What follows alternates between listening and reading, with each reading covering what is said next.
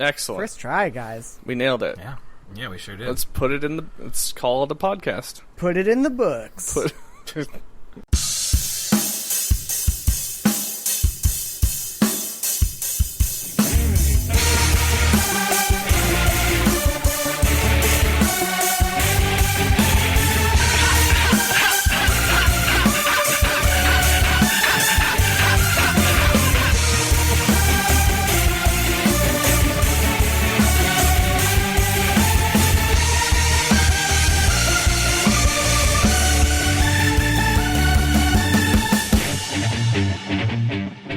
That's what one of the famous Mets broadcasters says.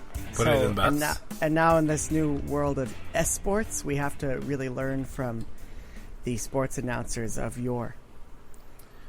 Whenever the Mets win, whenever the Mets win, he goes, "Put it in the book!" And then he vomits. Tell me about the stories of the sports announcers of yore. Can we get Madden doing esports? Yes. The goal here is for the one team to win. Boom! Crossover.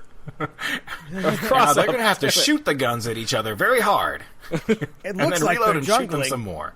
They're jungling in all the lanes. Now, if this one Madden player could do better than the other Madden player, guys, can I create an esports montage of all my Dota skills and call it Jungle to Jungle? Only if Brendan Fraser were involved. Was he in that wonderful film? Was that the male lead? Either him or Tim Allen. If it's a shitty movie in the 90s that I saw because I was a child, I assume that Brendan Fraser was in it. Jeff, are you sure you don't want to go with Gathering of the Jungleos? Nice. Also my new cereal. I want Juggalos now. I am, by the way, Googling Jungle to Jungle as we speak to find out who the lead was. It was Tim Allen. Well, gentlemen, this is all gold, so let's go. My name is Griff Hoffman. With me is Jeff Brewer. Hello. Say your name. Your name has been said. James Scherer, say your name. Okay. James Scherer. Your name has been said. This is the name of the podcast. It's Boss Radar Radio. It's September. We do this monthly now, I guess. Welcome to 2017. It's fall. What's your favorite month? Go. Woo! Also, our favorite month of fall? Yeah. Well, okay. It's fall, our favorite month. Oh. Actually, I have a better idea. So in order to just get into the games, because it's been a month and there's a ton on this list, let's just do a speed round of... My favorite month is September. Jeff, what is your favorite month? September. Jamie, what is your favorite month? Mars. Okay. Jeff, what is your favorite android from DBZ? Ooh. How about that new one, 21? Just excellent choice. Yeah. It's topical. Jamie, same question. Animusha. Okay. Next question.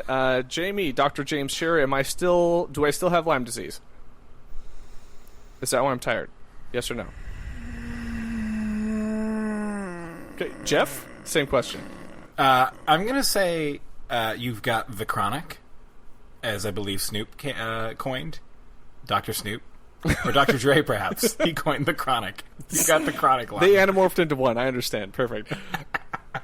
All right. Next question. Pumpkin spice latte or crunchy fall leaves? Okay, legit. I went to a Dunkin' Donuts the other day, and they had posters up, and it was pumpkin spice this, pumpkin spice that. Now, I do enjoy the Starbucks pumpkin spice creations, so I thought, you know what, I'm going to go for it. This was the most vile, disgusting... Dude. It tasted like coconut water combined with maybe... Why would you do that? You do not get the Dunkin' Donuts flavor swirls. That shit, I don't know what they put in there, but their coffee already tastes like weird enough. Like, when I put that stuff in my body, I feel like I'm probably drinking pesticide. Yes, and the best part is you get like one sip that's just straight coffee, and then you get another sip that is like congealed like nectar, and it's disgusting. That's just yesterday's ground up donuts. Yeah, the pumpkin donuts, the pumpkin swirl, and the pumpkin cream cheese are all made from the same thing. Speaking of Dunkin', That's your answer, Griff. I got another lightning round question for you guys before we launch into it, and this is the cultural section here. So feel free to. This is the essay format. Native Americans. Okay. When you order a coffee in your current location, if you just get like a regular coffee, if you're like, I would just like regular coffee, what do you say and how do you order it? All right. Sorry. And what do you get? I get a medium coffee, and then I put the milk and sugar in myself. Hoo-hoo. Someone likes to go to Starbucks. Uh-huh. I just get a large iced coffee, skim milk only. Interesting. Do they put sugar in that automatically? I don't get sugar in my coffee. Okay, interesting. Fucker. It's only I only asked because when I was out there for your wedding, Jeff, I went to a Dunkin' Donuts and asked for a regular drip coffee, and it already came with milk and sugar. No questions asked if I would like milk and sugar. So I just kind of that's an East Coast thing, right? Like you just if you say regular coffee here, they will put milk and sugar into your coffee. Yeah. You got to be real careful about that. You got to drop your onlys in there, man. Yeah, that's crazy. Just say with room if you're at Starbucks. Although they won't put anything in your Starbucks. Right. Yeah. I think that's kind of anywhere else. Yeah. If you say regular coffee, you're going to get a nice, sweet, creamy, delicious, diabetic depth charge. Yeah. Regular coffee, when I drink that, I am actually disgusted by hot coffee with sugar in it. Like, I find that vile. Oh, I can enjoy iced coffee with sugar because it's not coffee. I mean, it kind of is. Iced coffee without sugar is already like bizarrely naturally sweet, though. It depends on the coffee. Fair enough. Yeah. I agree. I don't need it though. Is that a record screech? Whoa. Let's talk about some video games. You're probably wondering how I got here.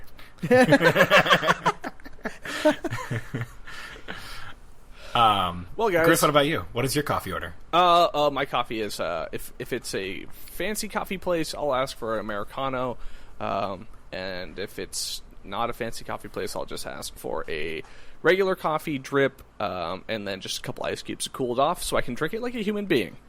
Heavy on the guano. Giggity. Alrighty then. Giggity. Let's move on. All right. Guys, we got a lot of work to do. It's been a month, if not longer, and everybody's been playing video games. Jeff, you have the groundhog has come out of his tree burrow or wherever groundhogs live. You've seen your shadow, and you're like, oh shit, it's time to play video games. Tell me about some of the things you've been playing. That's true. I actually have played a fair number of games recently. I feel like I should just tackle these vaguely chronologically. So something that I've been playing that I don't think we talked about at all, because it's been a long time, is Sonic Mania. And it doesn't look like either of you Oh no, you played it, Jamie. Jamie beat it. He beat it. I beat it. Oh, okay. That's right, you beat it first. I forgot about that. Hell yeah, I did.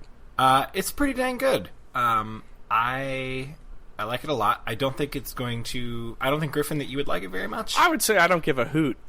All right. Well. God damn it.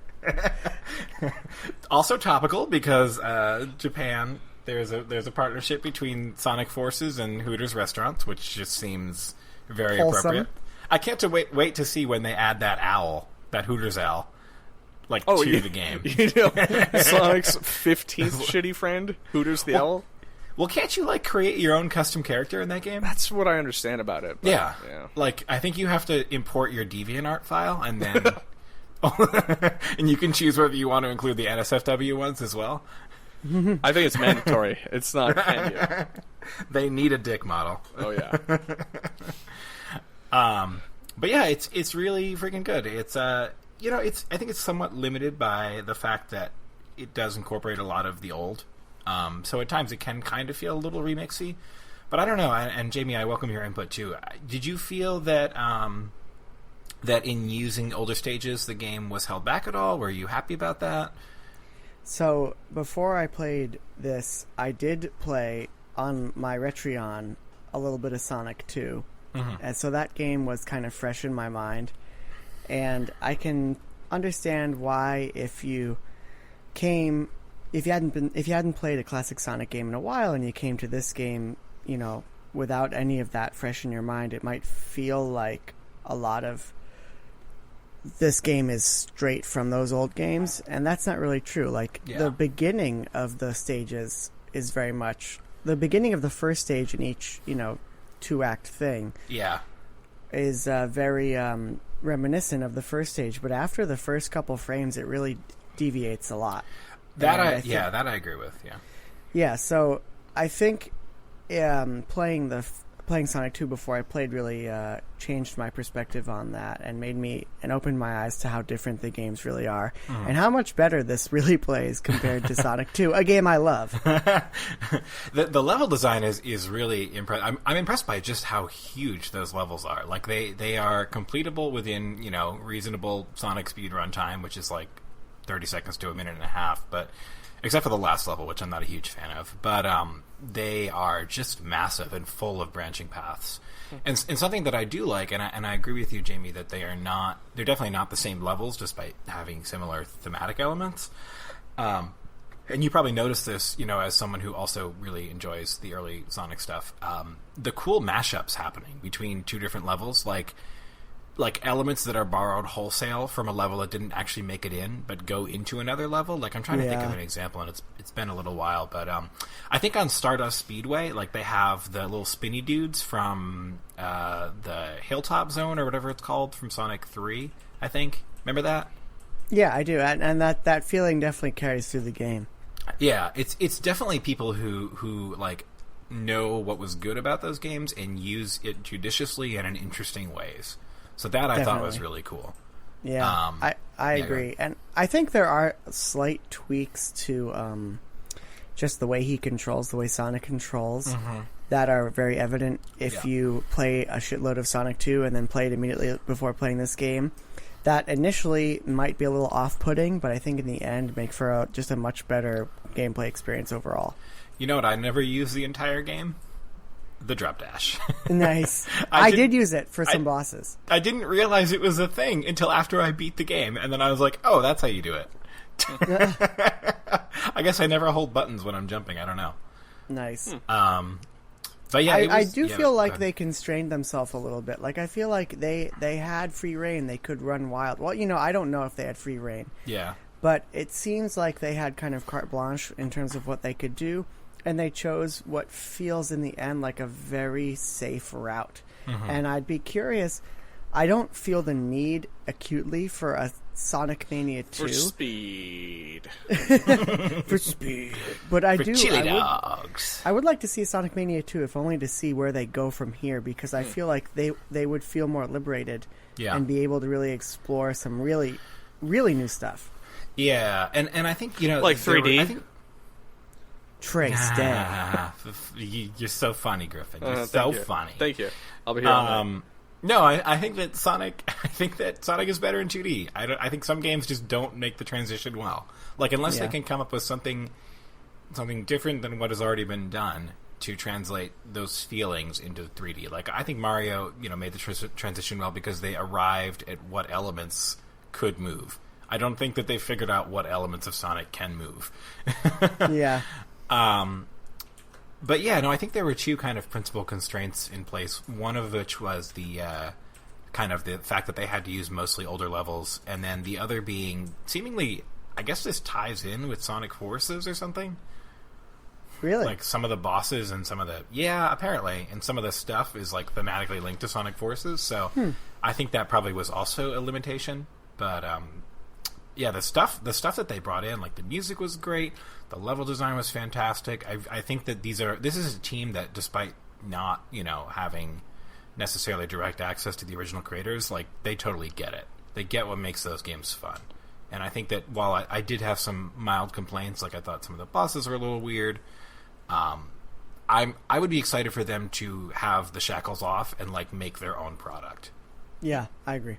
Not that this wasn't their own product, but like make something where, they bring in old elements, but they don't have to be limited by. Because I thought that the Mirage Saloon level was really cool. I like that one a lot.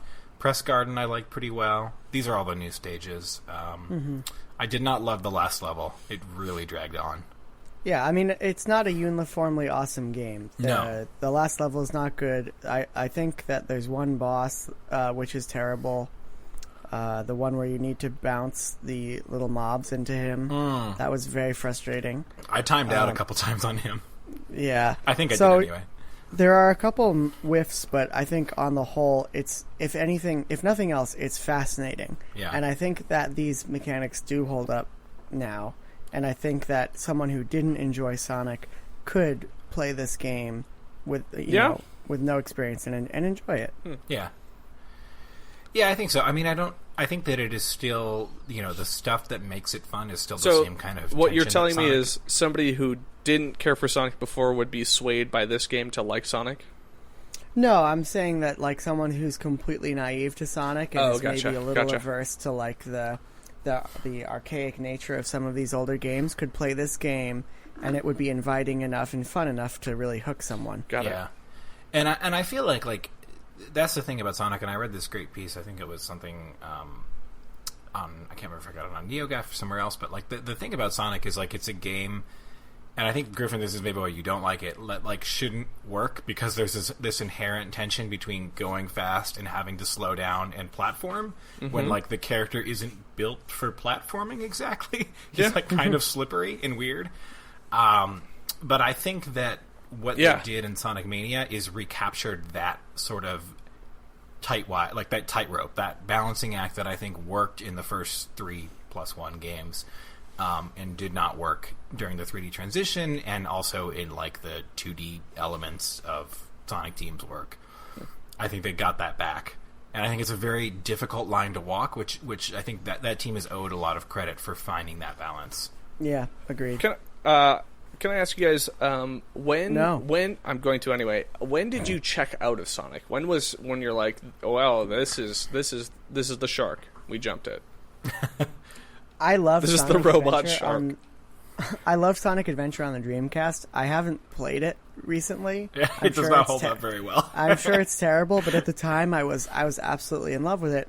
And I remember playing Sonic Adventure 2 and thinking, I'm really not into this anymore. And I'm not sure if it was just because maybe my tastes were changing as a gamer and I wanted to play like serious games, anime 24/7. And like, Sonic was pretty anime. Serious I don't know, anime maybe with towers, Vampire D, and jungling. But I think at that point, there was just better stuff out there. I don't know. What about you, Jeff? I played Sonic Adventure, loved it. I loved Big the Cat. I thought that fishing shit was awesome. Nice. I loved every single character in that game and how weird it was. I played Sonic Adventure 2. I liked it, not as much as Sonic Adventure 1, and then I stopped. I thought you had Sonic Colors on the Wii. Nope. I had Sonic and the Secret Rings, which was terrible. Oh, okay. So I got it because they were like, yeah, it's actually pretty good. Like, they know what they're doing, and it was just bad. Did you guys play any of the like later Sonic 2D attempts? Oh, yes. Yes, I did. And they just fell flat, I'm sure. No, I enjoyed them, but I think coming back to them, I probably wouldn't like them as much. But I was a huge portable gamer, and I had a great time with all of the... You're talking about Sonic 4? What are you talking about? No, he's talking about like the GBA games, right? Like Sonic was Generations that kind of tried to bring it back. Sonic 4, if you want to jump down that dirty pit. I did not. Did you, Jamie? I played Sonic Pocket Adventure on the Neo Geo Pocket, and I've had a couple Sonic Pocket Adventures, if you know what I'm saying. I love that game. It like Sonic Mania, kind of borrowed wholesale from essentially Sonic 2, with some interesting twists. And I remember liking that. It's not fresh in my memory. I wish it was. Also, some jerkhole at my camp broke my Neo Geo Pocket. Dang. And made me furious. You could have got a lot of money for that bad boy now. I know. I loved that game. I had that, and I had the Metal Slug game that launched with it. Wasn't the Sonic game that was ported to the Neo Geo the one that was on the no, not the Nomad, the Game Gear? The Game Gear, yeah, which was that was not a very good irrefutably hot trash. No, I played the Game Gear game, and I played that a lot. To the I point did where too. It's seared into my brain. I don't believe it is. I believe it was kind of its own thing. I'm looking at it now. It was similar in design and gameplay to Sonic 2, but with new bosses. This is what I recall. Cool. Yeah, and it was quite good. And it came out in 2000. I played a lot of Sonic Advance, and its sequels, and I played Sonic Rush and the sequel to Sonic Rush for DS, I believe it was. Those ones are the ones that are berated, but also have great soundtracks, right? Or great in quotation marks. So people for a while were like, Dimps, they know what they're doing. They can make great Sonic games. Dimps being the company that also made Street Fighter 4. They do a lot of development for Japanese studios. So they were good. I very much at the time I loved the Sonic Advance games. I liked Sonic Rush. I didn't like Sonic Rush sequel, whatever it was called, as much. But they were okay. They weren't as good as Sonic Mania is, though. They weren't as faithful to sort of that inherent tension. They had that sense of speed, but they didn't really kind of have the level design or the kind of good platforming that I think Sonic Mania manages to pull off. Why do you think that Sonic 2 became the kind of gold standard for what we remember Sonic Wayne's as? World. What? Moving on. I feel like Sonic 3 and Knuckles is my favorite of the Sonic games, but Sonic 2 is the most beloved. I don't know. I'll have to think about that. Yeah. Was it because it was a pack-in? Possibly. Could be. That's always, a smart move. Has some very iconic music and levels. Yeah. Yeah. Okay, so before I turn this into a disgusting pile of hatred, let's move away from Sonic. Yes. What else have you been playing, Jeff? I've also been checking out Mario plus Rabbids Kingdom Battle. Or is it Mario and Rabbids? I don't know. I don't know either. So let me get this straight. Say Mario Rabbids. They took the Mario, yeah, and they put it in the XCOM, but they put the Rabbids in Jimmy, there. you're saying it wrong. I know, isn't it crazy? That's bonkers. The story for Mario plus Rabbids does not matter at all, as I'm sure anyone who's played it can attest. Mm-hmm. It's pretty dang good, though. It's very good. I don't know. I think the story's pretty freaking bonkers and worth touching on. Okay, so I will tell the story. So the game opens with an inventor. Is the inventor in the Mushroom Kingdom? That's the biggest question. No. The inventor can't be in the Mushroom Kingdom because the inventor likes Nintendo products and plays video games. Isn't it possible that the inventor, that in the inventor's world, Mario is a celebrity and there's a plush of Mario? But in Mario's world, there aren't computers. But in Mario RPG, there was Mario, Bowser, and Geno dolls. Plus, in Luigi's Mansion, Professor Egad uses a Everything computer. we're saying is making me very frightened. Plus, rabbits. Anyway, okay, so the game opens with a character who is in an indeterminate world. We don't know whether he's in or she's in Mario World, Rabbid World, or some other world. I think she's not in Rabbid World. Let's just say Earth World. Sure, she's in World, Gaia, if you will, and I believe that's the name of Mario's planet.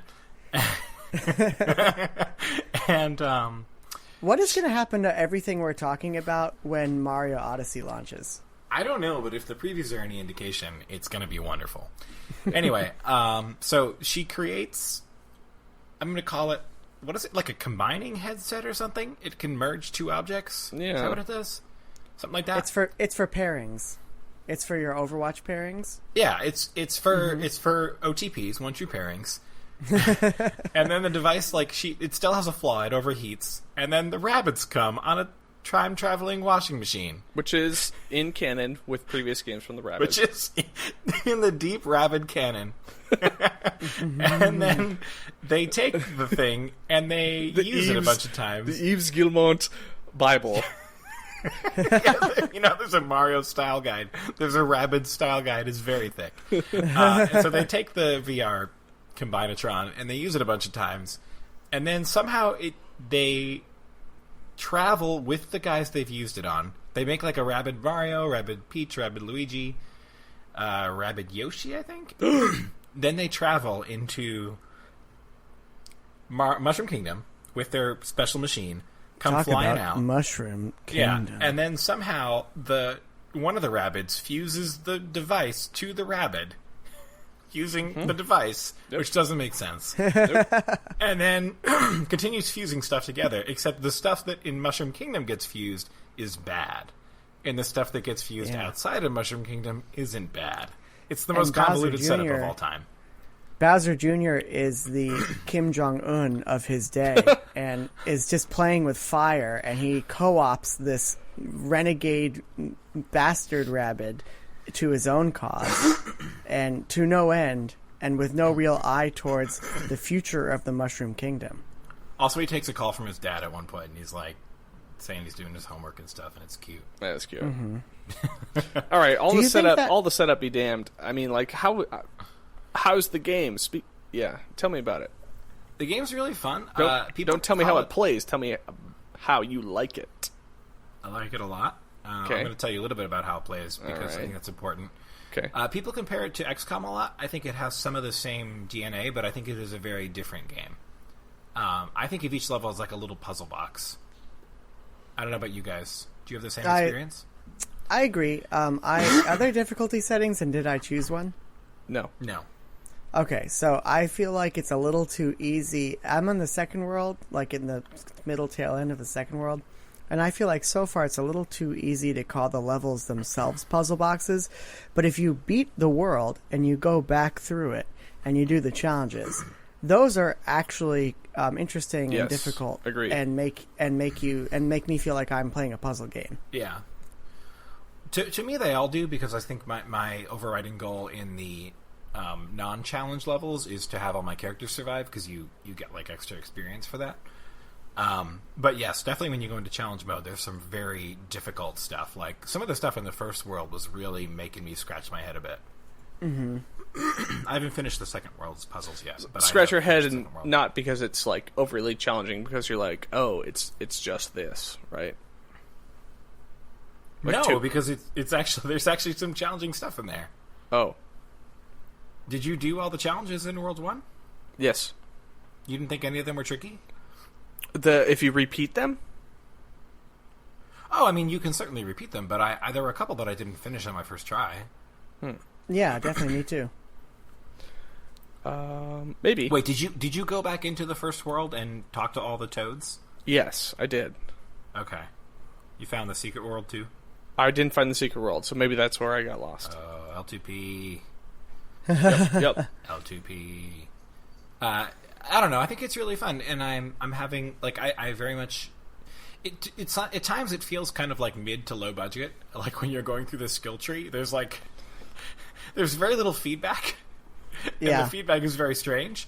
But the fundamentals are so solid that I don't care that they cut some corners in terms of just like look and feel stuff. And I think the game looks great, and the actual action of combat is fantastic. Mm-hmm. Yeah, I agree. Griff, are you not so hot on it? I cooled really quick on it, because I picked it up last week and then this week again, and I just kind of was like, oh man, like I'm playing through it and I'm just like, it's not.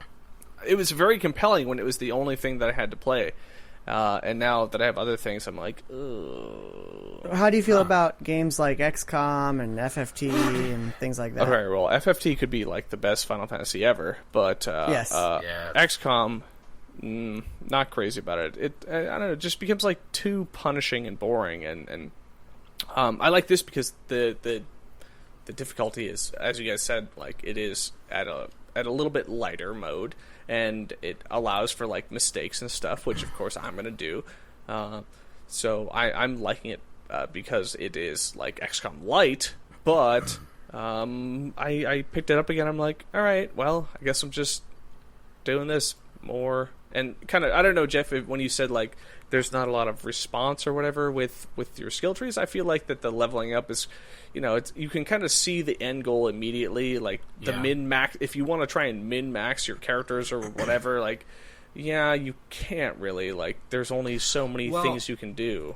And so, I can I just jump in, Griff? I actually felt No. I actually felt that way as well for a little while. When I looked at the skill tree, I was like, oh, this is super boring. But as you progress farther, what I found is that the stuff that looks pretty meaningless, like having one extra move, for example, or, doing 10 extra damage with a slide, can actually be a serious difference maker. Oh, yeah. I agree. I'm saying that, like, you get your 2 skills, and then you just boost them. Like, it's like kind of reminiscent of like World of Warcraft, where it's like, okay, now you have your 3 abilities and you just get your power-ups on top of this is the passive thing that makes this thing 15% stronger. Yeah, but like you also, I mean, you have a lot of characters to play with, and I think that if I understand that didn't really land for you, and I was a little disappointed that there wasn't a sense of progression on the skill tree.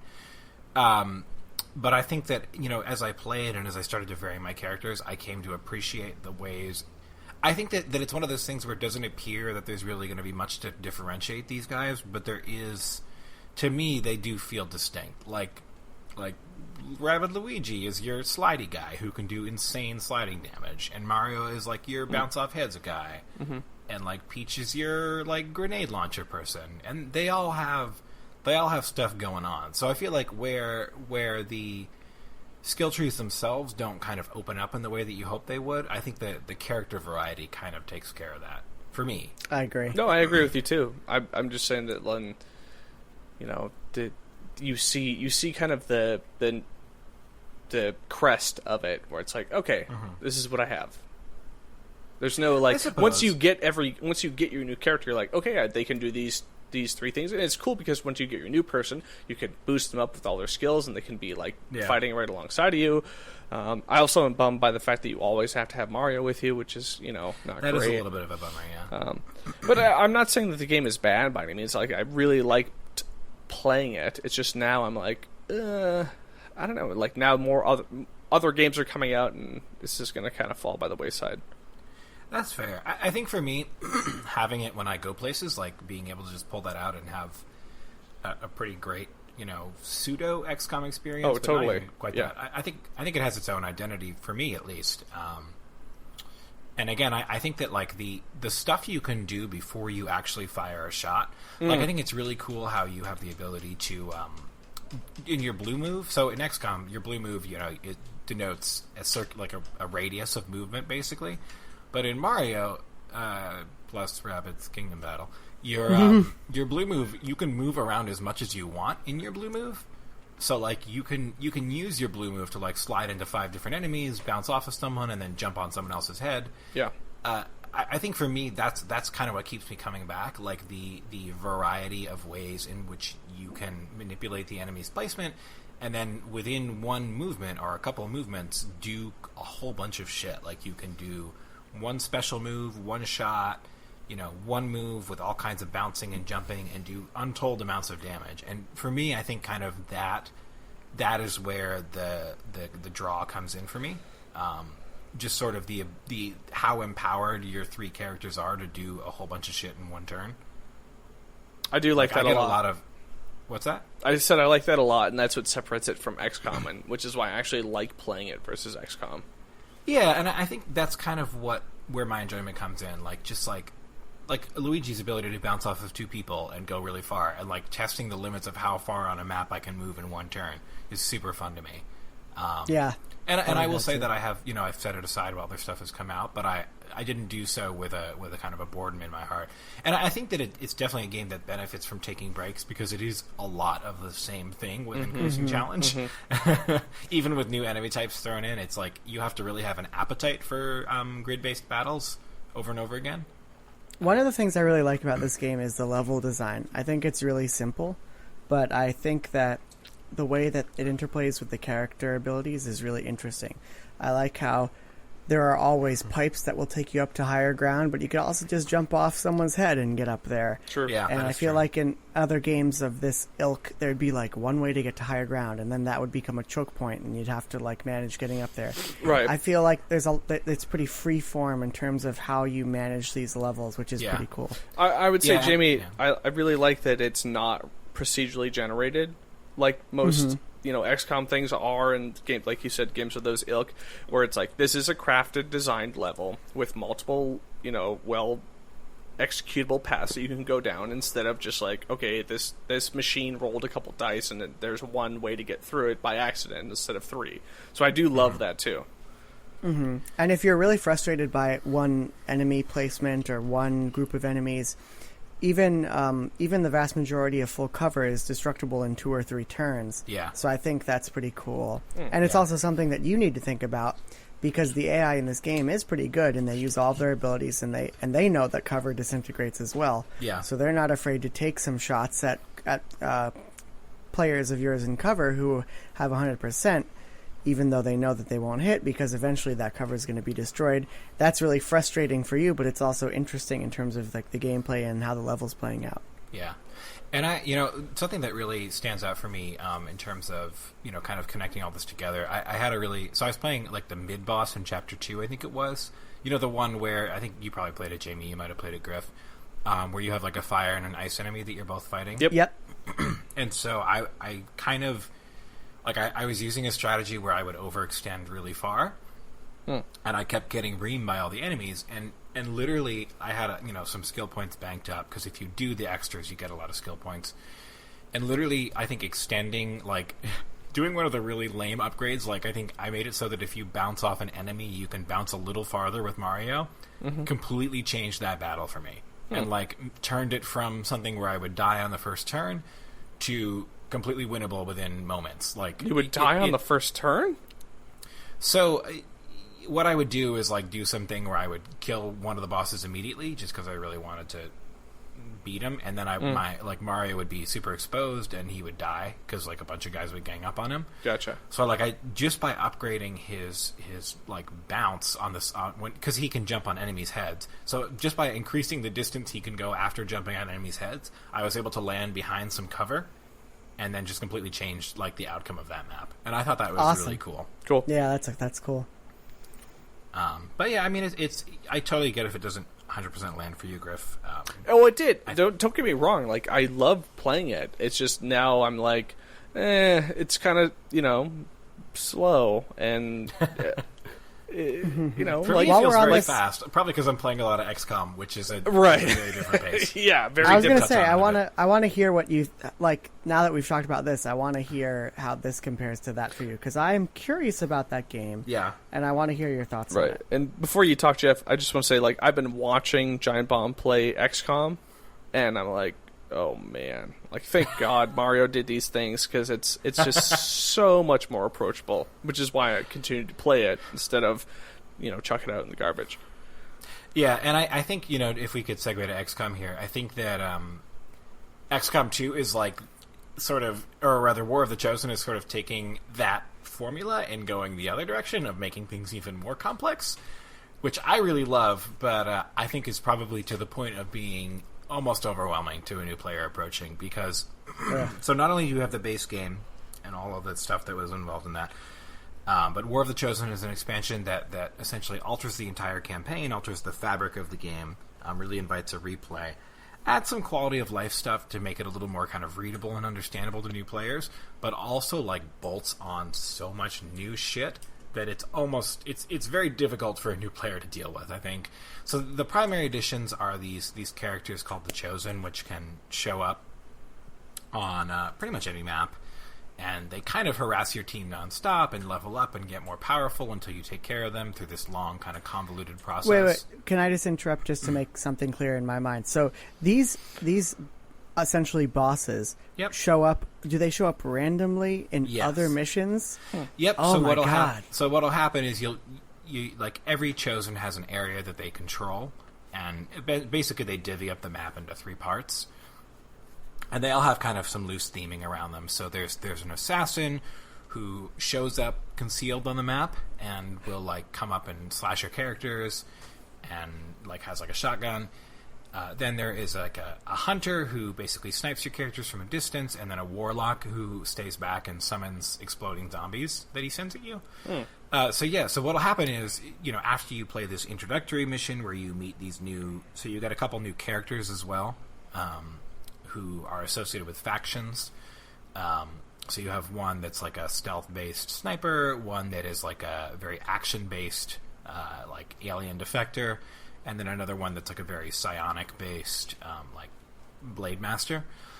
So after you meet these characters, you're exposed to the Chosen, and essentially what can happen is you can be doing any mission, and then at the end of any turn on the mission, so it's not usually the first turn, it's usually like turn 2 or 3 or maybe 4, they'll just show up.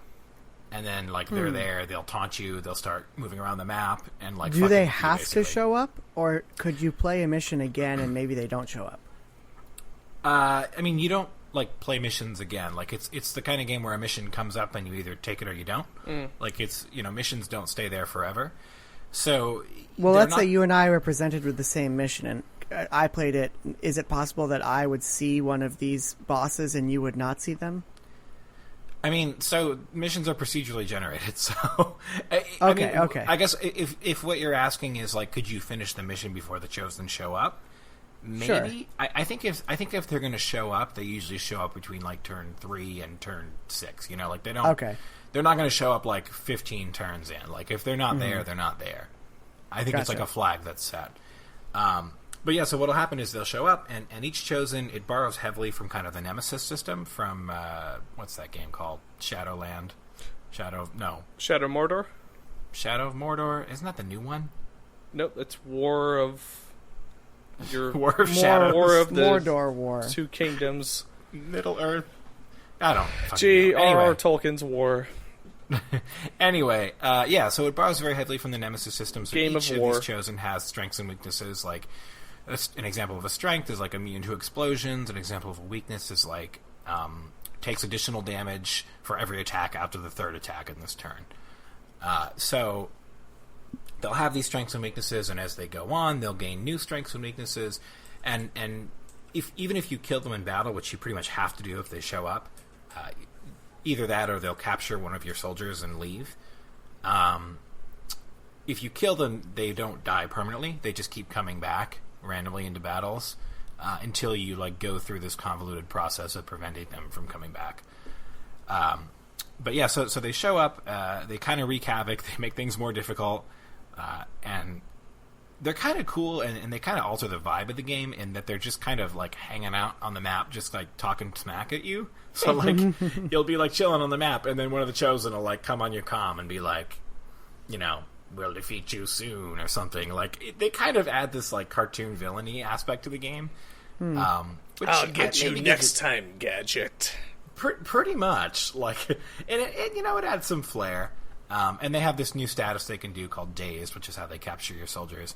But so they're cool. But what the effect of them is that they add a lot of complexity. So one of the new mechanics added because of these Chosen, at least in part, is covert ops, which is like this whole new thing where you can be sending soldiers to do stuff in small little contingents, and sometimes those will get ambushed, and sometimes people will get captured, and they alter the game. Wait, so is it like a menu-based thing you're engaging with that? Yep, so what'll happen is you'll choose a couple of soldiers, or maybe even one soldier to send off to like do stuff. Part of it is hunting the Chosen, part of it is like just random bonuses and abilities and stuff. And they could get injured while they're there, or they could be ambushed, in which case those 2 soldiers are thrust into a mission. So that's cool. Yeah, and it's like an escape mission where you have to get to the evac point as quickly as possible while you're being chased down by enemies.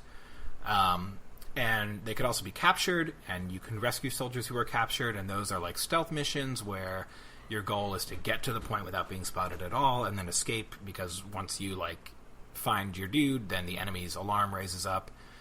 So there's a bunch of new interesting mission types added, and aside from those kind of clearly delineated new mission types, there's a whole bunch of other random mission types which get added into the mix, which definitely flesh out the game. But the net result of all these additions, to kind of make a long story short, is that you're being bombarded with notifications in this game. Like you will. So basically, the general flow of the game is you have like the strategy layer, and then you have the kind of combat layers where you just like fight individual skirmishes. The strategy layer has become so bogged down in extra shit that like you'll be spammed constantly. And Griffin, you can probably attest to this, but like you can't go through more than a couple of days without like 3 or 4 different notifications popping up for shit you need to be dealing with in some form or another. and it's kind of exhausting, to be quite honest. Are you talking about how you text me, like, when I'm working? Or what are you talking about? What's that? Are you talking about how you guys, like, message? And there's, like, 70,000 messages when I go to work and I leave work? Pretty much, yeah. Okay, yeah, exactly. yeah. Oh, yeah, and you have to act on each one of them. Like, Stressful. imagine after each of those annoying messages, you had to, like, make a decision. That's what XCOM 2 War of the Chosen can be sometimes. And I didn't even get started on, like, The Lost, which is a whole zombie mechanic that's actually quite cool. The way it works is that you can... If you kill one of these zombie enemies, then you get another free action. So they swarm you, but you can, like, take them all out at once. You get to manage your ammo. So there's a whole bunch of stuff going on there. And then there's, like, sit reps where a mission's going to have additional modifiers, like... And I've heard that you can get, like, a special ability that if you kill something, you can actively reload, and then so with that you can just kind of like chain and chain and chain. I never saw that ability. There are new negative things, like you can get negative traits added to your soldiers, not unlike Darkest Dungeon. This game definitely kind of has a lot of influences from the indie scene and from some big games. So, like, your soldiers can get, like, fear of the Chosen, for example. So if the Chosen shows up, then they'll have to pass a skill check, or else they might panic or become obsessed. They could get, like, fear of fire or obsessive reloader. So if they have a partially empty clip, they might waste an action reloading. There's a whole bunch of shit that can happen. But then there's also bonds, which can kind of counteract that, so your soldiers can bond with each other and share actions and abilities. Cool. But if they witness the death of a bonded soldier, then they might go crazy. There's a whole bunch of stuff. So it just becomes very complicated. I love it, but I think that it really is for people who like XCOM 2, but are like, I want more. I want more crazy. It's frustrating because it sounds, from what other people have said, that they fix a lot of issues. And it's almost, from what you're saying, like, I would want to play the original XCOM 2 with some of the issues and glitchiness of it fixed. But I can't. I can only play this new one, which sounds like it would be crazy. So that's not entirely true. So something I haven't played with much, but a very cool feature, they've added, like, campaign tweaks. So when you're starting your campaign, you can turn a whole bunch of shit off. Like, you can double the turn counters. You can double the length of, like, the doom counter that the game has on the strategy layer. You can eliminate stuff that you don't want. I don't know if you can get rid of the Chosen or not, but it might be possible. And there's a lot of stuff you can install from the Steam Workshop that, like, interfaces well with the game and gets rid of stuff that you might not like. Cool. So there may be a way to kind of tweak it. And I'll look at the campaign settings next time I'm in, and see if you can, like, just turn off the Chosen altogether, or, like, make them easier. Like, there's a lot of stuff you can do now, and options you've been given. I just think that the level of choice is sometimes a little daunting. But I mean, I love it. I think it's super, super fun, and the stuff they've added really does amp up the challenge and amps up kind of the diversity of options, and you know, it's a weird game, and I think, Griff, maybe it bounced off you because it's not. It's really kind of about, it's like, too macro hard. thinking about micro situations. It's too hard. You still there, Griff? It's too hard. Yeah, no, it is very hard. And it's just it's unlike most kind of, like, strategy RPGs. Like, it's unlike Japanese strategy RPGs where, like, it's just a bunch of characters on a grid and you move around and do stuff. It's just kind of its own thing, and it's a different type of thinking. Is the jank still there? The jank exists, and I've had a few crashes, which is bad because I'm playing on Iron Man, but I've never lost my save, which is nice.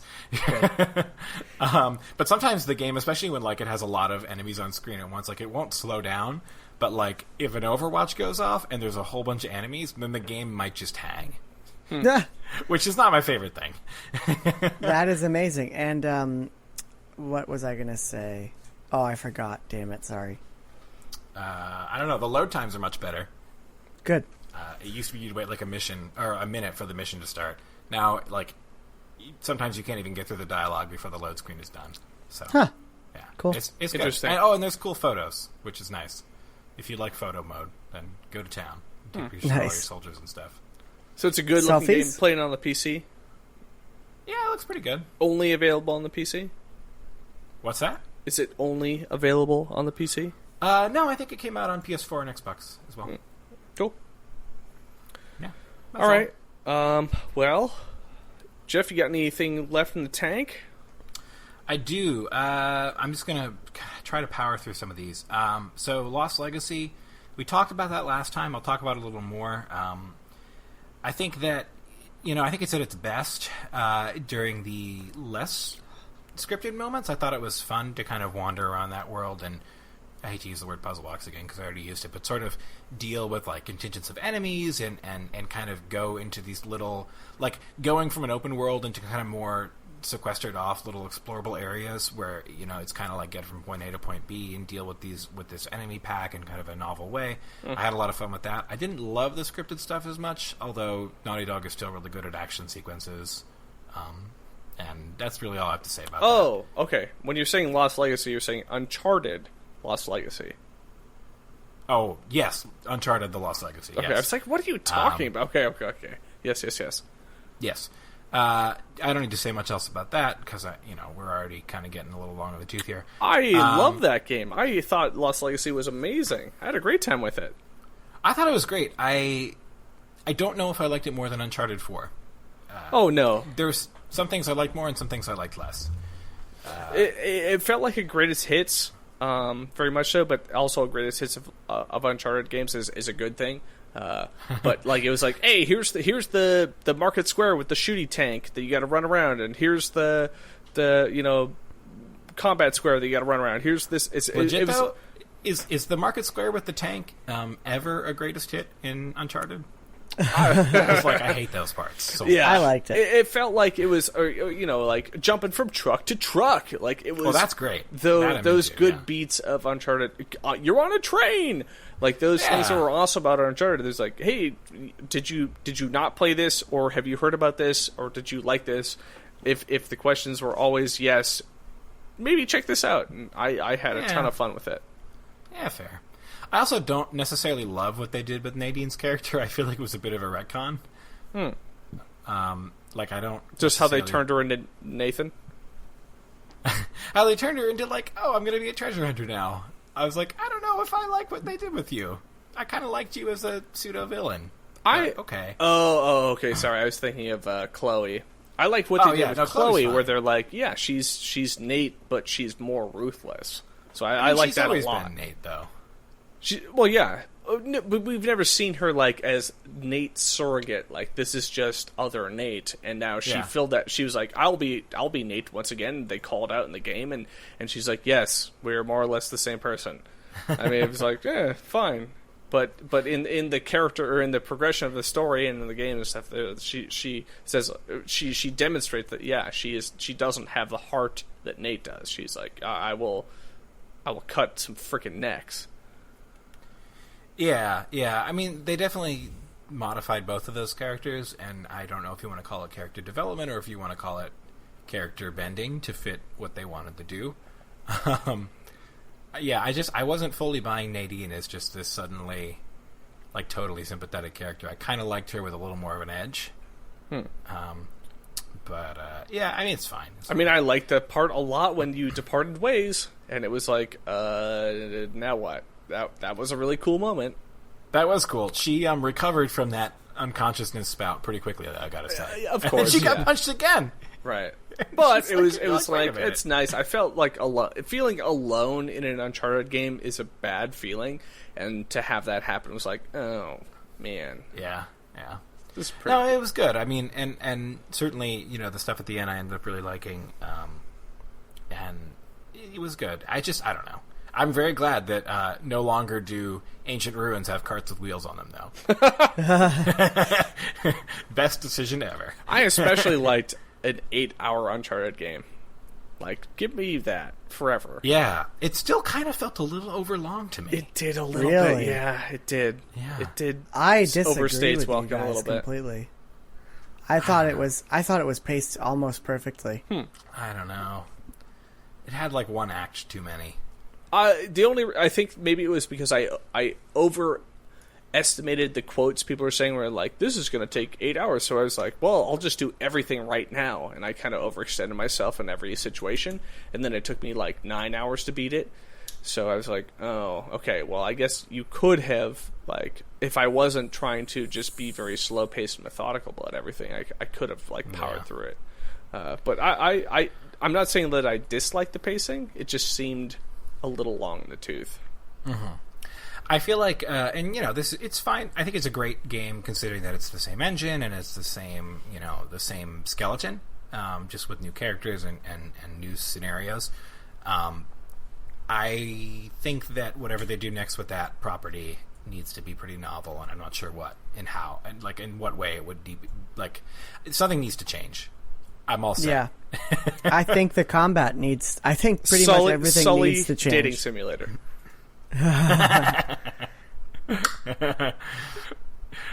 Dream Sully.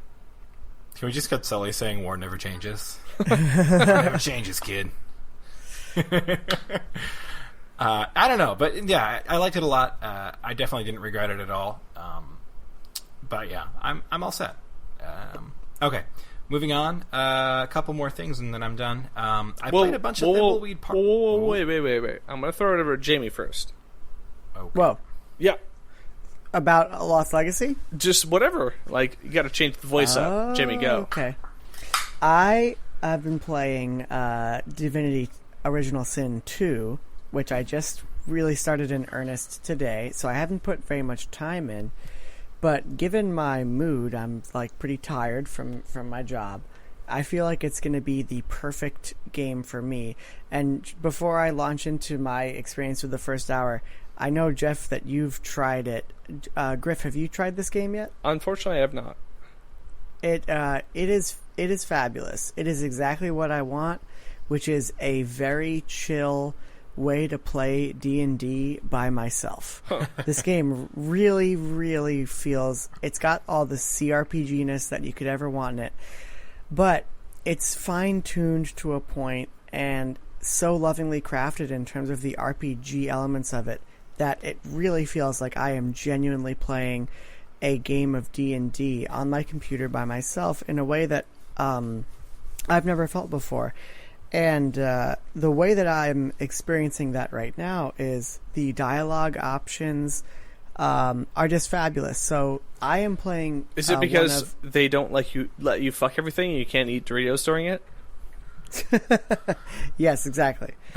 No, I'm playing one of the pre-built characters. So you can make your own character, or you can do one of these pre-rolled characters with a preset story. And I chose one of those just to see how that would work. And what I really like about playing this pre-rolled character is that when you have dialogue options, there's an additional dialogue option that is designated as the option that your character would say in this situation. But you don't need to say that one. You can say something completely different, and you can react to the situation in whichever way you please. And from what I'm seeing of the game, you can react to a situation in like pretty much any way you could think of, which is really reminiscent of playing like a free-form game of D&D. You can be compliant with the other characters. You can completely rebuke them. Apparently, later in the game, you can kill anyone you want, and the game has ways for you to complete and finish any of the quest lines, even if you kill all the quest givers in the game. You can completely ignore the main quests, and you can just go do your own thing. What really makes me think of this like D&D is that there's a lot of interstitial descriptors that are voice acted by a narrator. Yes. Which is really... That was a surprise to me. I love that. So there is a narrator who will say, like, she raises her eyebrows at you and presses a finger to her lips. And, like, that is not in the voice of either character. It's in the voice of the narrator. I love that. I think that's such a cool touch. And I just can't wait to dive into this game. I'm like in the opening room, and I played an hour in this stupid room. I'm not the kind of person who like cracks open like the the grimoire in a game and just reads about what's going on. But the quality of the writing in this game seems really high, and I'm just like really enjoying peeking my head into every nook and cranny and seeing what's happening. Yeah. I think that Jeff, you did not have as good a reaction to it at first. Yeah, sort of. Are you all set, Jamie? I can jump in and give my impression. Yeah. Okay. So I want to start off by saying that I definitely agree that the origin character thing is really cool. So, which one did you choose, Jamie? If you don't mind me asking. I chose the male human mercenary dude. And what's really cool about the characters is that they're pre-rolled in terms of their personalities, but you can choose to make them any class you want. Yeah. Which is pretty cool. So I chose to play him as a cleric, I believe. Okay. Yeah, and I went with the elf lady. So and it's cool because when you can go into them and they all have their own voice-acted little intros that they deliver to try to grab you. And so yeah, I chose her, and she has interesting, she has a little backstory, and I have quest items in my inventory. So, I have a tattoo needle in my inventory, and if I use the tattoo needle, she'll actually tell stories about people she's had to kill, and it's really cool. That's awesome. And so you get, a tag associated with your origin character that allows you to select dialogue options.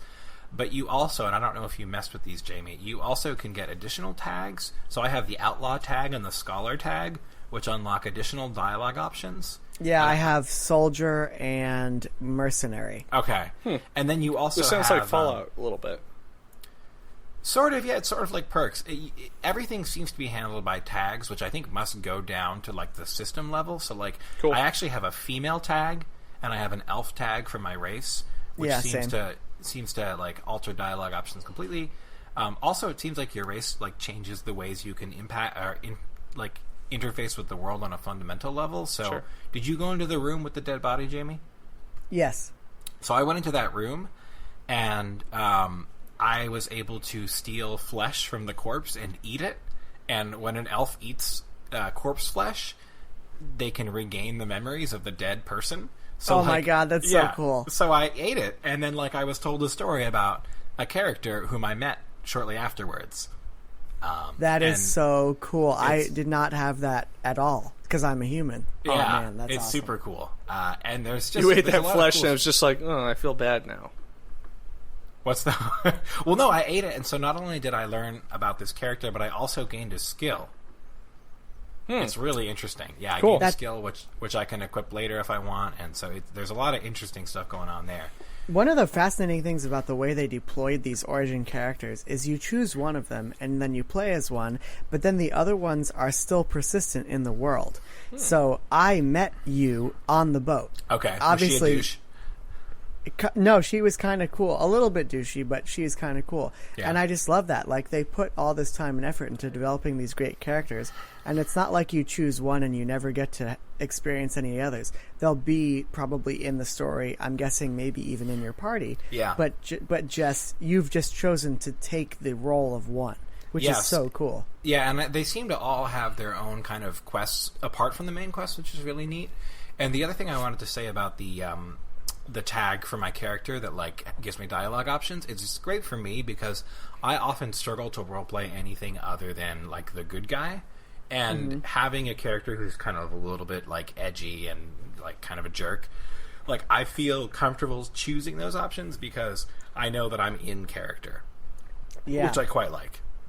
I like having the option to roleplay the way that this character would, and then sometimes saying, you know what, I don't want to say that. I want to say too this. Awful.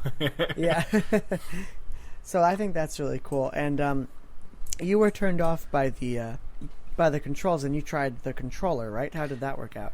So I have not played a lot of CRPGs, which I think is probably why I'm struggling.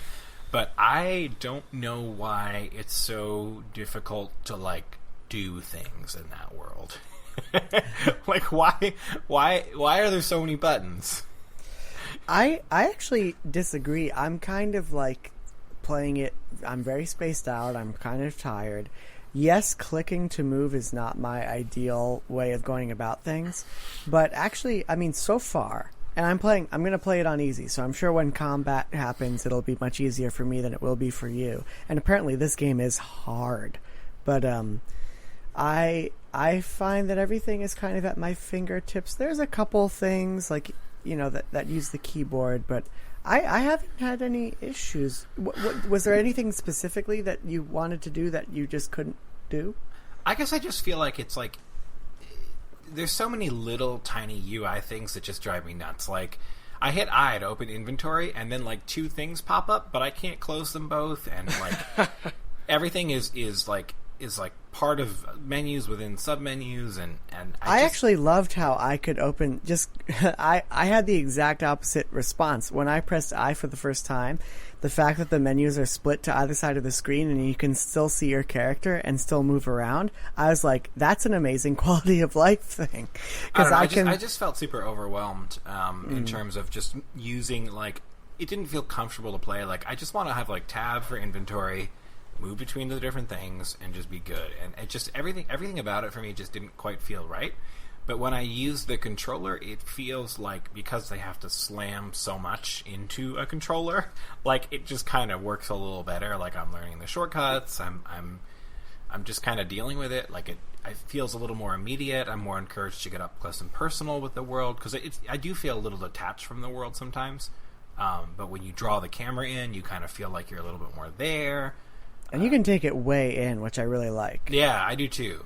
I almost wish that they didn't design it for a top-down perspective. I almost wish they have the assets and it looks good enough so that this could be like a third-person game. I wish you had more camera control. And I'm sure you could fuck around in the tweaks or whatever and make it work. But yeah, I don't know. It felt a little daunting at first, but the controller has made it a little less so. And I think I do sacrifice a little by going controller, but I think that you might have been overwhelmed by the amount of stuff in the menus. Yeah. And you're the kind of person that really wants to grok it. I'm the kind of person that's like, oh, look, there's 30 pages of stats. I don't care. Whatever. Yes, you're basically 100% right. Like, I dread my first level up. Like, I don't know what the fuck I'm going to do when that happens. Yeah. But I honestly just don't care. I'm here for the story. I chose that difficulty option at the beginning, and I really can't wait to really dig into this game. I hope I play this game for 200 hours. And I hope it has to be that clear, kind of... You're playing it on a console, right? No. I'm playing on PC. PC as well. Oh, but you're using a controller? I am, yeah. I'm using mouse and keyboard. I tried mouse and keyboard, and it wasn't quite landing for me. I just got really confused. But controller feels more manageable, surprisingly. Good. I'm glad. Yeah. And what was I going to say? Did you get a little bit of delight, Jamie, out of throwing the water barrel onto the fire and having that work? I'm not even there yet, man. All right. I spent an hour like the second run of the game, but whatever. I just spent an hour doing nothing. I spent an hour like giggling like an idiot, just that I was so happy that this game is what it is, and I can't wait to dig in. It was that kind of thing. Like, I was just reveling in it. It was awesome. Yeah, there's some cool stuff going on. Cool. I want to play Divinity, but I feel like I need to play it on a PC, and if I ever feel like I need to play something on a PC, it needs to be like in the winter when nobody wants to talk to me, and like there's like a certain ethos around where it's like it's cold, and this is the season to huddle up. So I'm here to tell you, Griff, that you don't need to play it on PC. I played it on PS4 and I had fun. Not PS4. I played it on controller and I had fun. So you could probably play it on PS4 and have a good time. Awesome. Thank you. Yeah, of course. So. And there's a certain level of glitchiness that you almost expect with this type of game. And I haven't seen it yet. So that's another thing that's making me happy. Yeah, it is unforgiving, though. Like, I have died a couple times in the tutorial level. Like, really? Clicking on something what difficulty are you playing on? Classic, but the reason I died is because, like, I stole something, and then, like, I didn't get spotted stealing, but they were doing pat-downs afterwards, and I tried to negotiate my way out of it, but my persuasion failed, and I got locked into a fight I couldn't win. That is amazing. That is cool. So cool. It was cool, but I was also annoyed because I was like, oh, this game doesn't autosave as much as I wanted to. I can't wait to get deeper into this. I'll just jump right from that into Metroid, Samus Returns on 3DS, which I am loving. I sat outside this morning and played that with my dog on my lap. That game is so good, and it's really, I think, the first Metroid game I've played since Metroid Fusion that is just a joy every second I'm playing it. I love the new mechanic they introduced, the deflect mechanic, I suppose I'll call it, where an enemy is rushing at you, and then you press a button to, fend them off, and then you auto-aim at them, and then you just let loose. That is incredibly satisfying. I love the way the game looks. I love how they're able to inject this sense of, exploration and awe into it. And there's this mystery about why you're here. I mean, they give you a little bit of story as to why you're where you are and who was there before you. But there is still just this tremendous sense of wonder and intrigue, and this question of what is this place? Why am I here? What's really going on?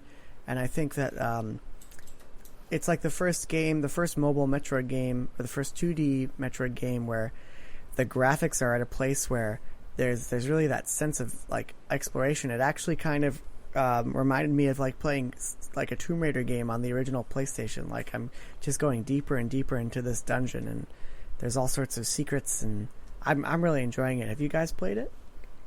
I have played it. Not. I played about maybe an hour, and I kind of don't want to come back. I don't know. I was liking it a lot at first, and then I just started feeling like it's going through the motions, and it wasn't quite as, I don't know, it just didn't feel like it had the it didn't feel like it had the soul that I hoped it would. But I don't know. I have to give it another shot. I left it, and I'm like, oh. I feel like it's going through the motions, but I feel like it is with every one of those motions, I get very excited. Morph Ball. Oh yeah, I knew this was coming. I saw that. I saw that half height hallway that now I can go through, and then you get the bomb, and it's the same feeling. I feel like one of the reasons why I might be so excited to see all these little things again that I've seen a million times is because I think the level design is so tight.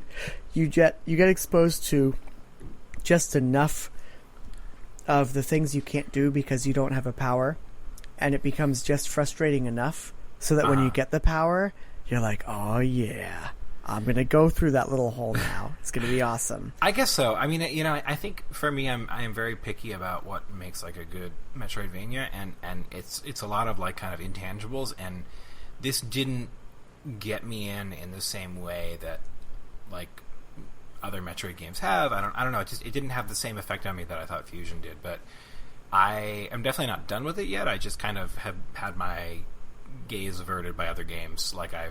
It hasn't really grabbed me, and it doesn't help that it's the only thing on my 3DS I still want to play. Yeah. And that system is really showing its age, and just having the Switch and the 3DS, it's I have this proprietary charger for the 3DS. I have it it doesn't last long in sleep mode. It's annoying and small, and it's just I'm kind of done.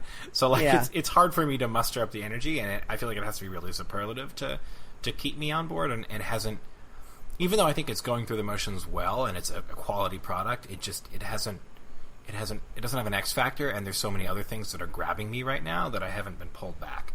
Yeah, but I'm so glad agree. it's landing for you. I don't know. It hasn't quite grabbed me yet. It is the kind of thing where when I play, I am always struck the first time I turn it on at how bad it looks. And how archaic the 3DS system is, and how it's just not good to hold, and I don't like holding it with my thumb on the circle pad and my two index fingers on the bumpers, and the resolution is so horrible, and even though the resolution is so low, the frame rate is it's solid, but it sometimes, I don't know, with the 3D on, it feels like it's running at 20. I know it's not, but it just doesn't make a good first impression every time I turn it on. I'll play it for a little while, and then that kind of goes away, and I really appreciate the art style. At the same time, if this game were on the Switch, I'm sure it would be beautiful. And it's really a shame. I'm not so bothered by kind of the low res nature of it. I think that 3DS has had some really beautiful games. Despite my initial skepticism. I thought Link Between Worlds was a gorgeous game. Agreed. But just something about it is it's kind of muddy. Like the colors are kind of muddy, and I don't know. I don't feel like I'm exploring a really unique and interesting world. It doesn't have enough things to give it character. I don't really know how else to describe it. The music is not quite there for me. I agree completely on the music. The music is a big letdown. Yeah. It's not even atmospheric. Yeah, I just need a lot of things to come together to give me a really solid kind of Metroid-y experience, and again, they haven't fully coalesced for me yet. Yeah, yeah, no, I agree. But yeah, I gotta get deeper in. I gotta get the wall crawl morph ball because that thing's pretty cool. Mm-hmm. Once I get that, maybe I'll be singing a different tune. But I guess I'll just jump into Life is Strange, which I don't think we talked about last time, did we? No. Nope. So that game, I need to play more of it, but my initial impressions are very, very negative. I can't believe that they did not get Ashley Birch back for this character, and whoever they hired, honestly, this woman is horrible. She cannot... The only person who can do edgy the way that Chloe needs to be edgy is Ashley Birch, and whoever they got is it literally sounds like a parody of a teen trying to be cool. And it just rings so false for me because this is not the character that I remember. This is a genuinely tortured character who has a lot of trauma in her life, and it just isn't coming through with this voice actress, and it's so sad. There's also something, and this is a very me kind of complaint, but the original game was in 30 frames per second, and it had a really cinematic feel. And they tidied it up and they made it cleaner, but now it's 60 frames per second. And the 60 frames per second video quality plus this horrible voice actress makes this really seem like an after-school special to me. And I can't handle it. And I'm going to push through because people say it gets better. And this is one of my favorite series, and I couldn't stand to not see what they do with it. But I just the tone, everything, it seems vastly different. There's also a lot of recycling of assets. Chloe's house is exactly the same. The music in the game is exactly the same. That's not good. The licensed music is exactly the same, and they play the same licensed music in the same environments from the first game. And I don't know, guys. I've got a bad feeling. I'll push through and I'll let you know. But have either of you tried it? Mm-mm. I haven't touched it. No. I feel I'll let you know. When I heard that it was a different team working on it, I was like, why should I care? Yeah, exactly. It just doesn't.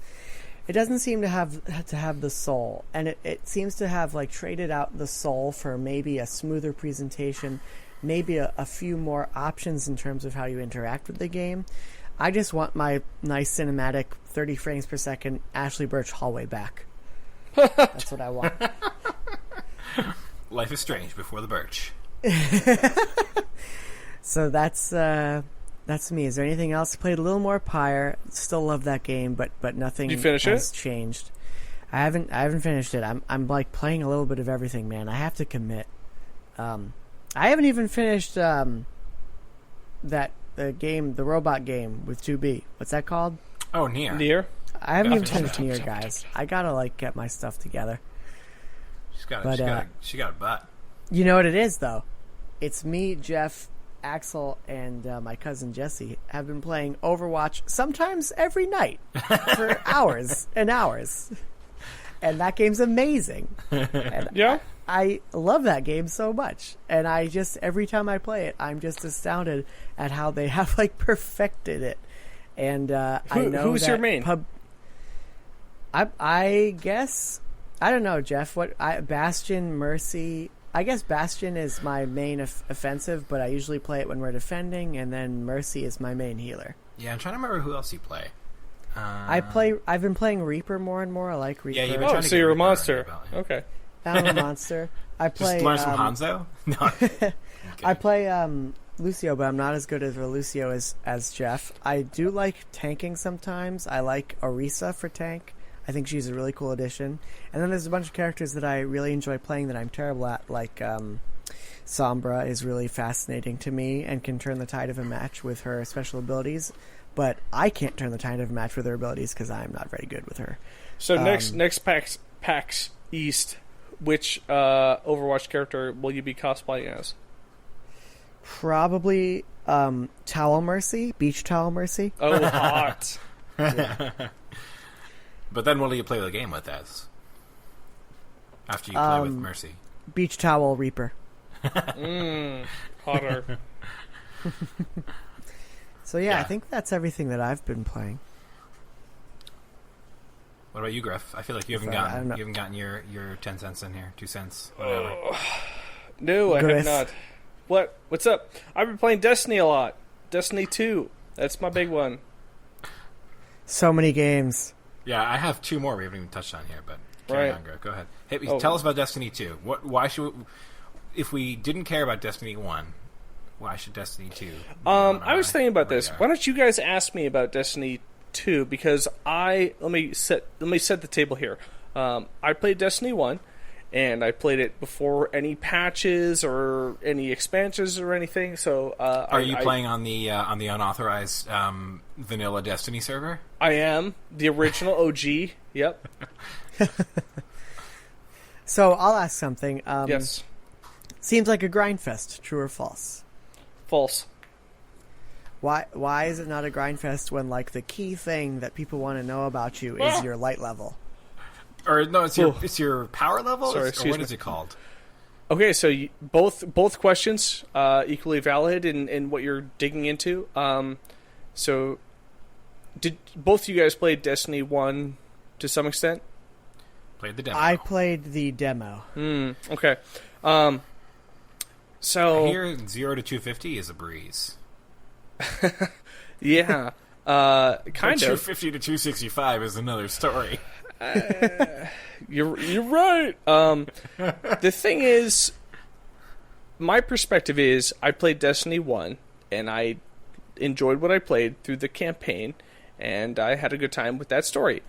And then when it got into like the raid mode and the things where you had to group up and do all this crazy shit and like set your watches to like, you know, time frame resets and all this stuff, which I've only learned about right now. What? I had no idea like what is even happening with Destiny. Like I didn't get it.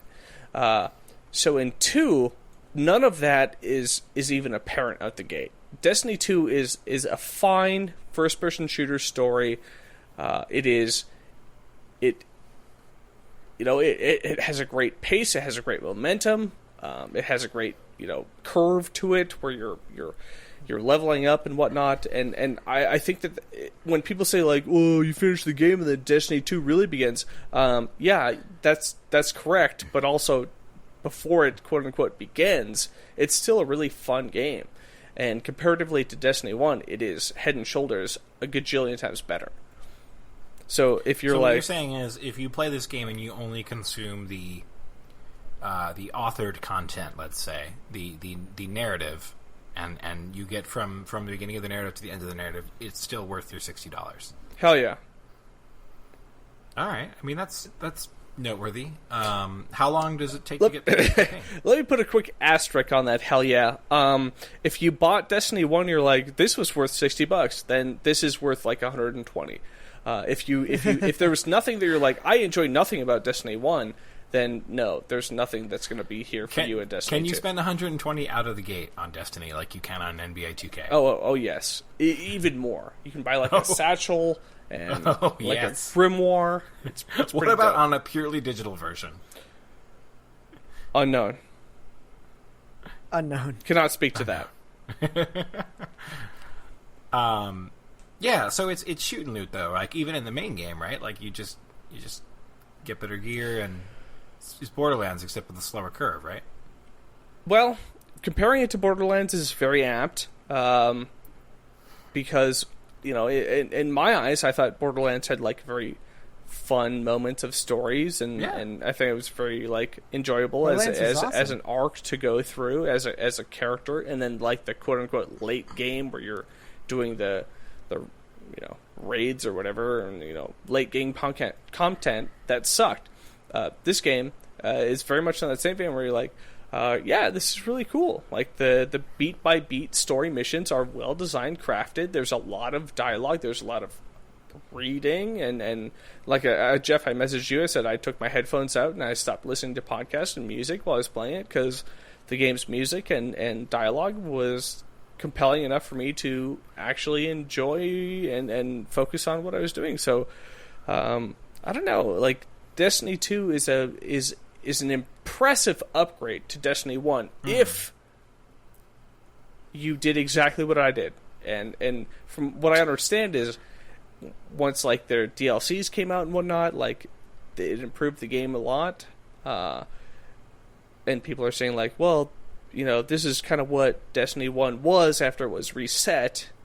So I never experienced that. So being, like, a vanilla Destiny person and then seeing Destiny 2, I'm like, oh, holy shit, like, there's so many quality of life improvements, like, this is so much more fun, like, there's well-designed and orchestrated quests and stories and adventures and everything that are happening around me all the time. And also, the bones of it are the mechanics are fantastic. You know, you just, if you like, turn your brain off and just shooting stuff, demo, it's good. The gameplay of the demo was super fun. So. Right. So that has not changed. It's only gotten better. Like, it's great. It's fine. But if you're like, Destiny 1 sucked because there's nothing compelling me to go through it, well, Destiny 2 upends the tea table and says, here's your fucking story, bitch. And it's great. It was a lot of fun to play through it. Can I ask you an important story question? Yeah. You know that guy who in the beginning of the game is like, your light is gone, and then he throws you off the thing?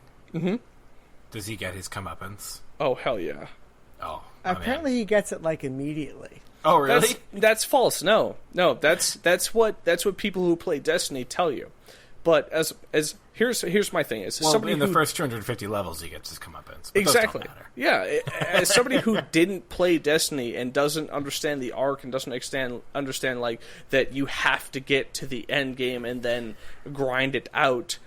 Like, I had so much fun playing through the game, as it were, like, ignorant of levels and light levels and whatnot, and I had so much fun doing the basic level design situation, and then once I got to that point, I'm like, oh, I can totally see why people say this is the true game.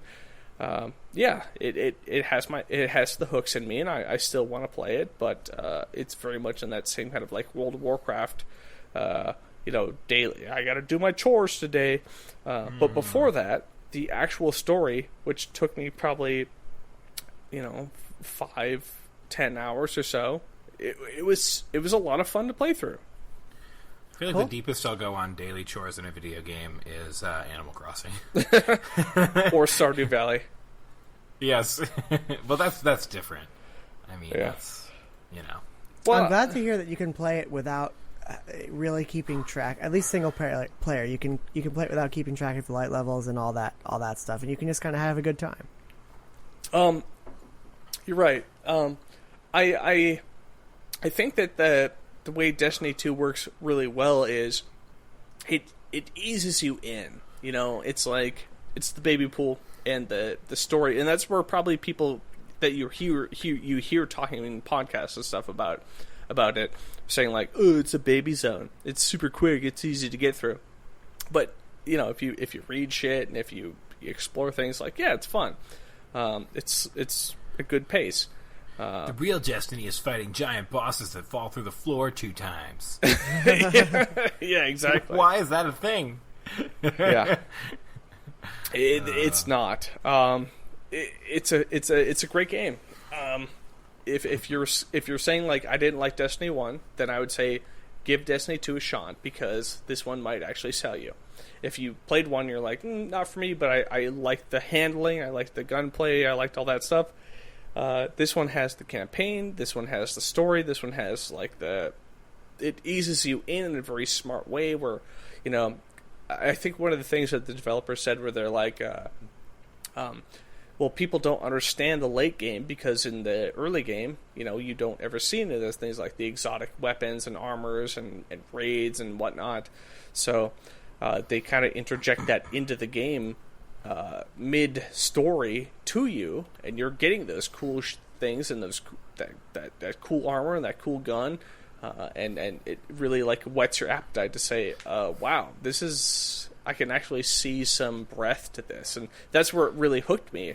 Yeah, but when I read the tutorial about how to get your light up to 280 plus, it said, don't ever turn in your something or another's, or else you'll fuck it up. You have to hold them all until you hit 250. It's funny you said that. Use them all to hit 260. I've heard that too. I've heard that you like don't. There's like an optimized route and stuff through things, and it's like the 4 chests in Final Fantasy 12. Right. So you'll never get the ultimate weapon if you turn them in early. So I would really discourage you from poo-pooing this game, because it is actually really cool. But I like I said to you, Jeff, in a message, I've cooled on it, and that's because at this point in it, I can't like move my character's level up anymore. Like I can't get that hot 290 power or whatever. It's because I have to be in a clan, and I have to engage in these super intense quests and stuff. And when I talked to a couple of my friends, I was like, hey, can you just like take me through them on a weekend? Like, can we just do this? And they're like, no, it's pretty intense. Like, what's your level? And like my friends were like, literally, no, we're not going to take you because you're not high enough level. I'm like, oh, all right. And then they're like, just try doing the guided tour. There's like a cool thing that the game actually created where it's like, do you have nobody, and do you want to do this? And there's a guided tour version, and you have to use like tokens to do it.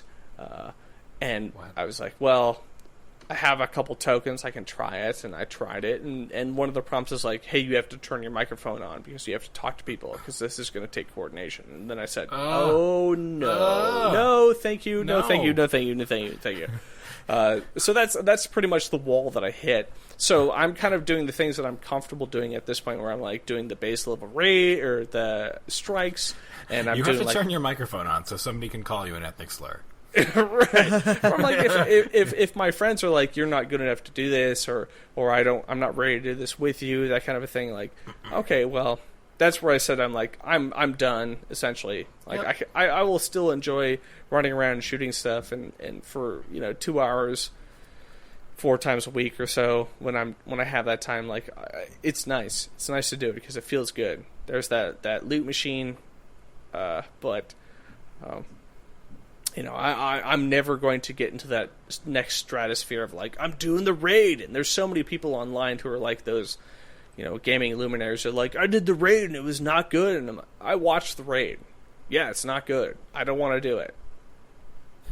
This game, I don't want to go further than this.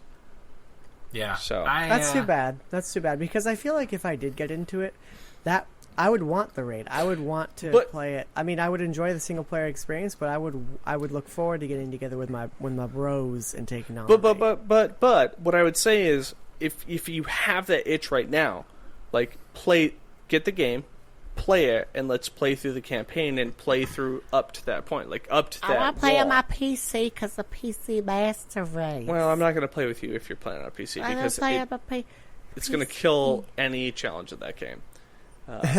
So that's kind of why I want to play it on the PC. Yeah, you just put your mouse on that thing and click it till it's dead. It's Diablo. Yeah, that's what I like to do. Yep. So when you get to that level, like, sure, that'll be fun. Like, play through it, talk through it, have fun with friends. But that end game content, so be it. Mm-hmm. Gotcha. Cool. Well, I'm glad you're liking it. I mean, I loved the demo on PS4. I probably would be playing it right now, if not for the fact that this is the craziest, best year for video games of all time. Right. Yeah, I agree. I'm really happy that I have the innate ability to cool on games really quick, so that I don't just keep playing this thing forever and ever. Because I have been for the last 3 weeks, where Jen's like, hey, are you gonna hang out with us today, or are you gonna just play that game in your room? And I'm like, probably the game a little more. So now I'm good getting to the point where I'm like, okay, no, I'm done. I don't need to do this anymore. I will probably not play it, because same reason as Jamie. Yeah. Just I don't see myself having the time to fit that in amongst everything else.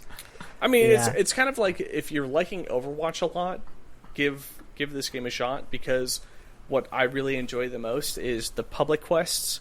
So you just jump into a random planet, and there's like a timer that's like, hey, get over to this area and do this fun little quest where you don't need to talk to anybody. You can all do this thing that you all understand and get some cool shit out of it, and it's fine.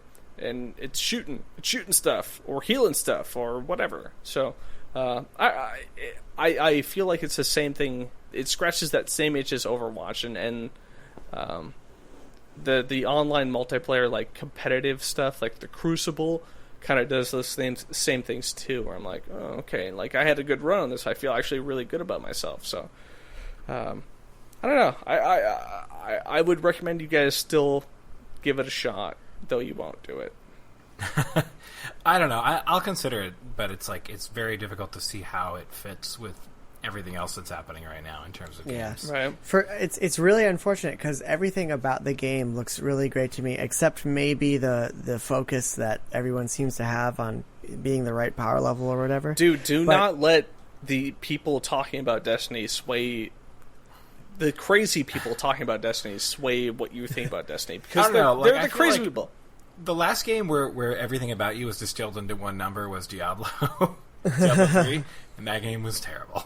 Well, I feel like I can speak to this because I feel that craving. Like, I'm trying to get my number up inch by inch just to prove to a friend that, like, I can hang with him. But it's also like I'm not going to do it. Like, it's just like, yeah, well, I can if I wanted to. Like, I have the numbers to do it. But there is very much a draw there. It's also just hard because I think for me personally, like, Overwatch is the perfect shooter. And it's hard. Like, imagine if you were playing FFT and then, like, a Tactics Ogre game came out. And the Tactics Ogre game was, like, really, really good, but you were playing FFT every night. So it's like, that's kind of how I feel. I'm sure Destiny has its own amazingness to bring to the table, and I did love that demo. I love the way it looks.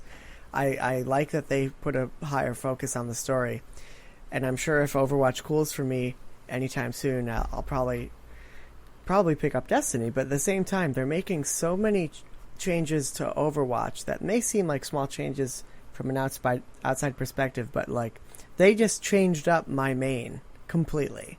They just changed. They changed Mercy on a fundamental level and made her like a completely different character, and now she's even more fun to play. Yeah. And it's just like, it's so hard for me to rejigger my brain and say, okay, we're going to play a different shooter now. Because the second that, if I were to buy Destiny, the second I started playing it, I would just be thinking about Overwatch. Well, and it's just unfortunate. I'll say this: if you played the Destiny or if you play the demo of Destiny 2, and you're like, wow, this really spoke to me, or you're like, like I feel like I get it, or you're like, this is the peak. It only gets better. There's some talk about there saying like how the peak is the intro mission. It is not. Like, and I'm not saying like the peak is the late game. No, really, like the storytelling, the missions and everything. Like, I had so much fun playing through that as a storied campaign. I loved it. Like, it is a great first person shooter thing. And as a person who plays almost every first person shooter every year, I think this one is way up there. So I love it. Like, it's in there, like, in the best Call of Duties. It's in there in those kind of like first person story games that do well but don't get attention because they're primarily, you know, multiplayer focused. This is awesome. And if you just want to do it to just play the story, it's worth the buy-in at $60. I'd totally say so.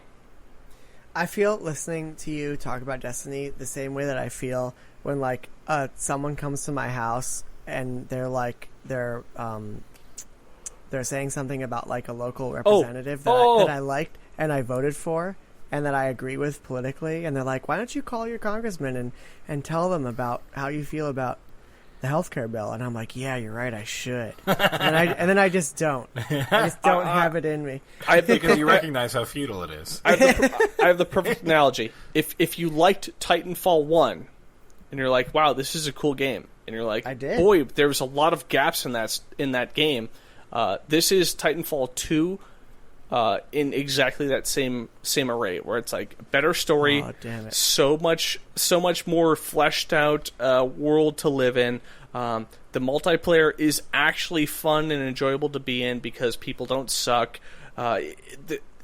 It's so much more approachable. Like, it is the next best. It's the Empire Strikes Back of the situation. It's the episode 2. It's the Titanfall 2. It's great. Like, you're saying, give it a shot. Saying all the kill the IP.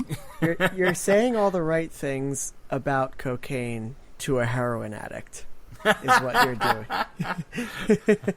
Is what's happening right now. If you add some cocaine, you'll just get a better high. And I'm like, no man, I'm already there. But I hear you loud and clear. It sounds awesome. I will give it a shot at some point. I hope you do. If you guys do want to, I've been holding off replaying it with a different character with you guys. So maybe the holiday will be the time to dive into that. If you do you own it, Griff, or did you GameFly it? But I'm still holding off on buying it until you guys commit whether or not you want to play. So it's really on you. Okay, fair. Good to know. Right. I'll play through it again, and that'll make it worth it. But if it's just me now at this point, then I'll tuck it away and get on to other work. Other work being other games I played. Oh, Lord. Keep going. Griff? Scroll up. I don't know. I don't really have anything else to go over. Played Agents of Mayhem. I want to hear about that, yeah. What do you want to hear about? Ask me questions. Just tell me about it. I don't even remember or know much about it. Just give me a primer. Is it Saints Row 6? Yep. Is it good? It's good. Got some good buzz, and then it kind of vanished. It's a Saints Row game by the same team that made Saints Row, and they were taken in by Deep Silver or whatever. And it has zero the funniness factor, but it has 100% more better gameplay. So if you're like me and you're like, I enjoy an Assassin's Creed game in which I can switch my brain off, listen to a podcast, and just go, hit objectives. Agents of Mayhem is 100% that. Cool. If you're looking for anything else, then probably go play Saints Row 3 or 4. But I had a good time with it. I liked it.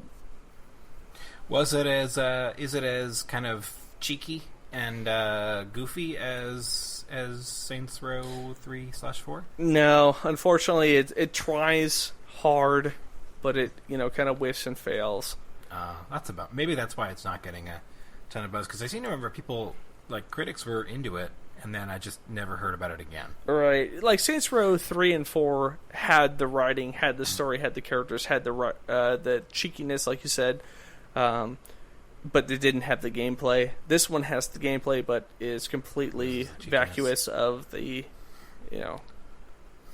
the je ne sais quoi. I feel like I'd prefer the cheekiness and shitty gameplay, so yeah. That's kind of a buzzkill for me. Yeah.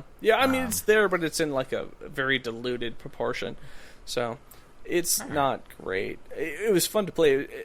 When I was playing it, I was like, "Oh, I can settle into this. I can do this. I can play this for a month and really squeeze out everything it has." But then I was like, it's also not that great. So, moving on. And it's a crowded fall. Yeah, exactly, for sure. I'm going to touch on a couple more things that I played. I don't know if you want to touch on Hellblade as well, Griff. I'm going to try to be quick though, because we've been at this what you played for quite a while. That's what a month will do to you. We talked about Hellblade last time. I think Griff had actually already beaten Hellblade last time, correct? False. Oh, okay. Didn't even play it. Jamie, you what you explained to me last time we talked, I went and immediately bought it and played through it. Oh, nice. Okay, cool. Did you have a good time, Griff? I loved it. Oh my god. Okay, I need to get it on my radar. Then it's so hard to fit all this shit in. No, I know it's really good. It's really good. Don't let that one slip through. Just like you guys tell me to not let the Nier slip through. Don't let that one slip through. I played 10 minutes of Hellblade last time. And I was like, oh, driving on a log. This is boring. Walking quest, but no, it is definitely not. Jamie, you said it was a walking simulator, and I completely disagree with you. It is not that. It is great. I just say that when a game is linear, and I feel like you guys don't like that. I just say that so that I temper your expectations. No. I don't dislike walking simulators. By the way, I think you completely gave it the short shrift because there is combat in it, and that was one of the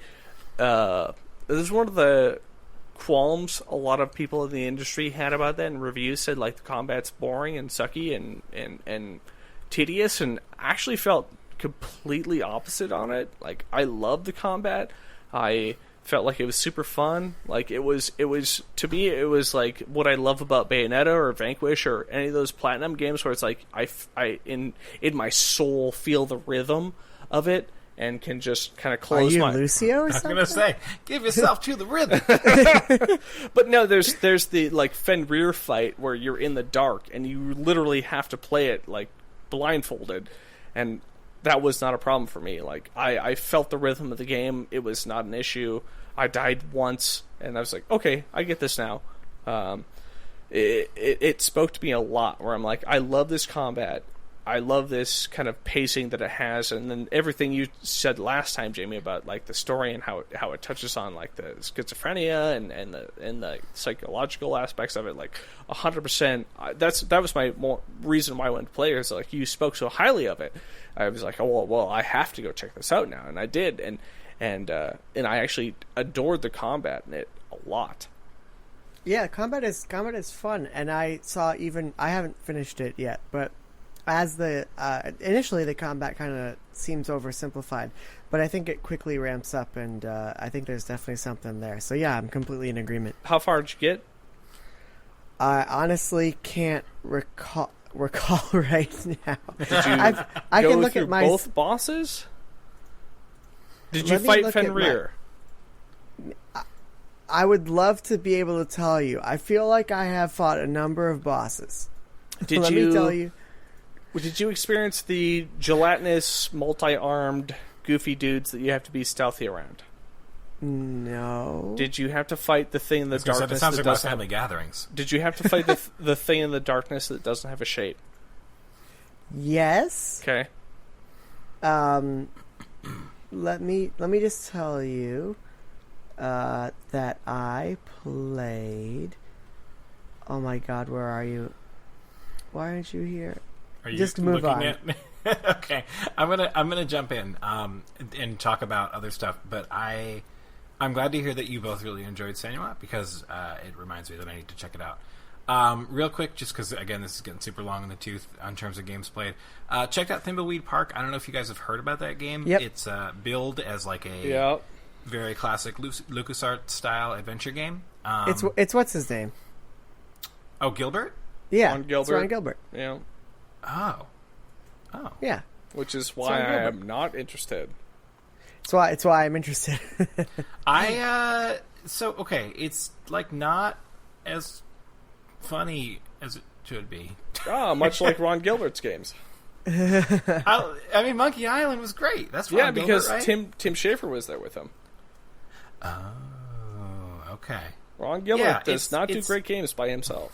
It's kind of lacking a certain energy. It's not bad. It's not a bad game, but and if you enjoy adventure games, it kind of delivers on that front. But it's yet to sort of really hook me. And so the way it works, it's a regular old adventure game, kind of, inventory management, combining items, all that shit. But the hook, I guess, or the weird thing about it is that you have a lot of different characters that you control at different times. And so the central characters appear to be these two federal agents whom you can switch between at any time, and there's some mild puzzle solving so far around switching between those two characters. But what'll happen is you'll be like exploring this town, and you'll talk to people, and they'll be like, oh yeah, that guy, and then suddenly you'll be that guy. which is kind of cool. So you get these kind of little self-contained I like that. moments. Like, you're like, oh yeah, that asshole clown, and then you play as the asshole clown for like half an hour. But the and then like later they're like, oh yeah, the millionaire's daughter who became a video game developer, and like the fact that video game developers are terrible is played for laughs, and I'm like, okay.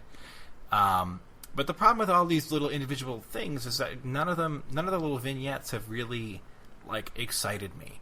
And I think that I'm giving the game room to grow, but it's definitely a game that needs room to kind of grow, and the characters need room to develop. And I don't know that it's really deftly handled, and I think adventure games live and die on the strength of their stories and the strength of their writing, and I just don't think it's top tier, which is really a bummer. I wasn't, because it's a well-reviewed title. I was expecting to laugh more, and some of the dialogue paths are pretty cute, but I don't know. Some of the voice acting falls a little flat, and like I said, the individual hooks for the characters aren't that great, and while there's some jokes that land really well, there's some jokes that don't land very well at all. So I'm just not sure. I think that exploring the world is pretty fun, and there's enough of a hook there for me to probably see it through to the end, but it's not superlative as far as I can tell, which is a bummer. Not crazy about Ron Gilbert. Yeah, I didn't realize that he was not that great about. Did you play the cave? I did not. I played the demo and I was like, wow, this is bad. Yep, that's right. That's because it was created by Ron Gilbert. I didn't know. I just heard, adventure game, X-Files, Twin Peaks. Mm-hmm. I was like, but yeah, bad. man. But bad, because it's Ron Gilbert. Kind of. I don't want to crap on developers, but, I mean... Except Ron Gilbert. Well, that is a person that I've said, like, or that I've seen, like, I've ingested his work, and it's like, okay, none of your stuff is good. Look, I mean, Tim Schafer took a crack at adventure games on his own, and look how that turned out. They were great. No, I'm talking about Broken Age. Broken Age was very good. No, you're wrong. That was a good game. That game was not okay. All right, we're not going to go there. Brutal Legend was time. Cool. Everything Tim has been in was fine. This is a better game than Broken Age, in my opinion. Wow. Anyway, okay. We're not going to go there right now because that's too much of a thing. But I was a little bit disappointed by it. Jamie, it's on Switch if you want to have a little Switch adventure game that you can enjoy. It's definitely not a bad game, but the story beats haven't really gotten to me yet. Right now, the only things I want to play on Switch are Mario and the SteamWorld Dig 2. Fair. All right. I haven't played SteamWorld yet. I have it, but I haven't played it. Last thing, because, again, I want to get through these quick. Did you guys check out the Octopath Traveler demo? I did. I'm downloading it right now. I played it. Okay. Did you play the lady? I did, Jeff. I did because you played it, and I want to talk with you about it. Yeah, let's talk Octopath. Wait, so what should I duck out? Yes. No. Sure. Okay. No, you don't have to duck out. I mean, I want to play it though. though. You're not gonna hear. All we're gonna say is that the story beats were surprisingly dark. Okay. Like that's as far as I want to go. Griff, do you want to go any further than that on getting into the nitty gritty? No, I'll say this. I could play another path. You can, if you download the demo, you can play two paths: the lady or the guy, the dancer or the knight or something. And I was like, well, I did one. I don't want to do the other because I may want to play the other path in the future when the game comes out. So I enjoyed it so much that I was like, no, I don't want to spoil this. I hate to say that, but spoil it for myself or just have to tread those same paths that I already did. And I enjoyed it. Apparently, by all accounts, the other guy isn't quite as good. But yeah, the story for the girl was pretty dang solid. Like, it wasn't out of this world, but it was good, especially for a game that has 8 characters in it. Especially for a Japanese game. Yeah, that too. Well, I think a good localization goes very far. Yeah. And this game definitely seems to have that already. I'm surprised by how much of the game is already intact. Like, they seem to be pretty far along in development. Yeah. Also, the thing that really spoke to me was, a lot of these new Square... I don't know. Was it Square? Yes. Okay, good. A lot of these Square new publisher. Square-ish games have they try and inject these new battle systems into the foray and say, hey, this is the new player JRPG, this is our new twist, this is Bravely Default bullshit.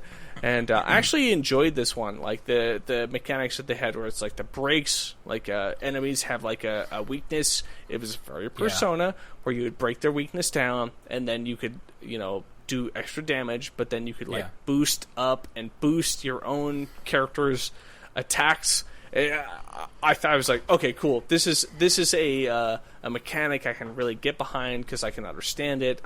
And the final boss was challenging for me. It was tricky. So I really, really liked that, in that there was some meat to it, and it didn't just feel like raw grinding. It felt like there's some smarts in here. One thing I will say is that it felt a little flat, just because I feel like it'd be difficult to sustain my interest over 8 stories with just what was on display there. Yeah. Like, I feel like there needs to be 1 or 2 more kind of quirks to the battle system. And even, like, the abilities, which I thought sounded really cool in theory, in practice were a little bit kind of, I don't know, there wasn't a lot of depth there.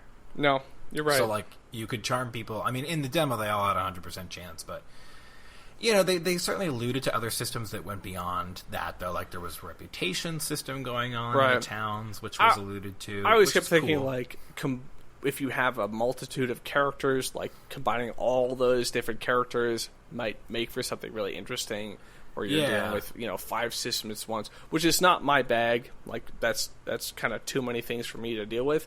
But I was also like, oh, that potential is really cool. Yeah, and I guess I find myself wondering, my initial impression when I see, like, 8 different stories in the same world, I'm like, oh, it's Saga Frontier.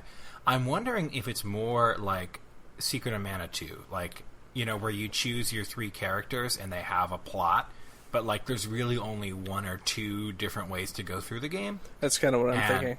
Yeah, which is fine. I'm actually okay with that. And it seems like you get the other characters, and you might be able to use them and get their plot too. It was definitely a very interesting game, though, and I found myself super impressed by the quality of the writing for at least that character. I was very impressed by the sprite work. I thought was super solid, especially in battle. Like, I thought the bosses looked fantastic, and I'm pretty picky about sprite work. I've found that a lot of recent Square games, they farm out to other, like, to not so great people. This was good. The battle system was definitely challenging in the boss battle. So that was cool. I like that.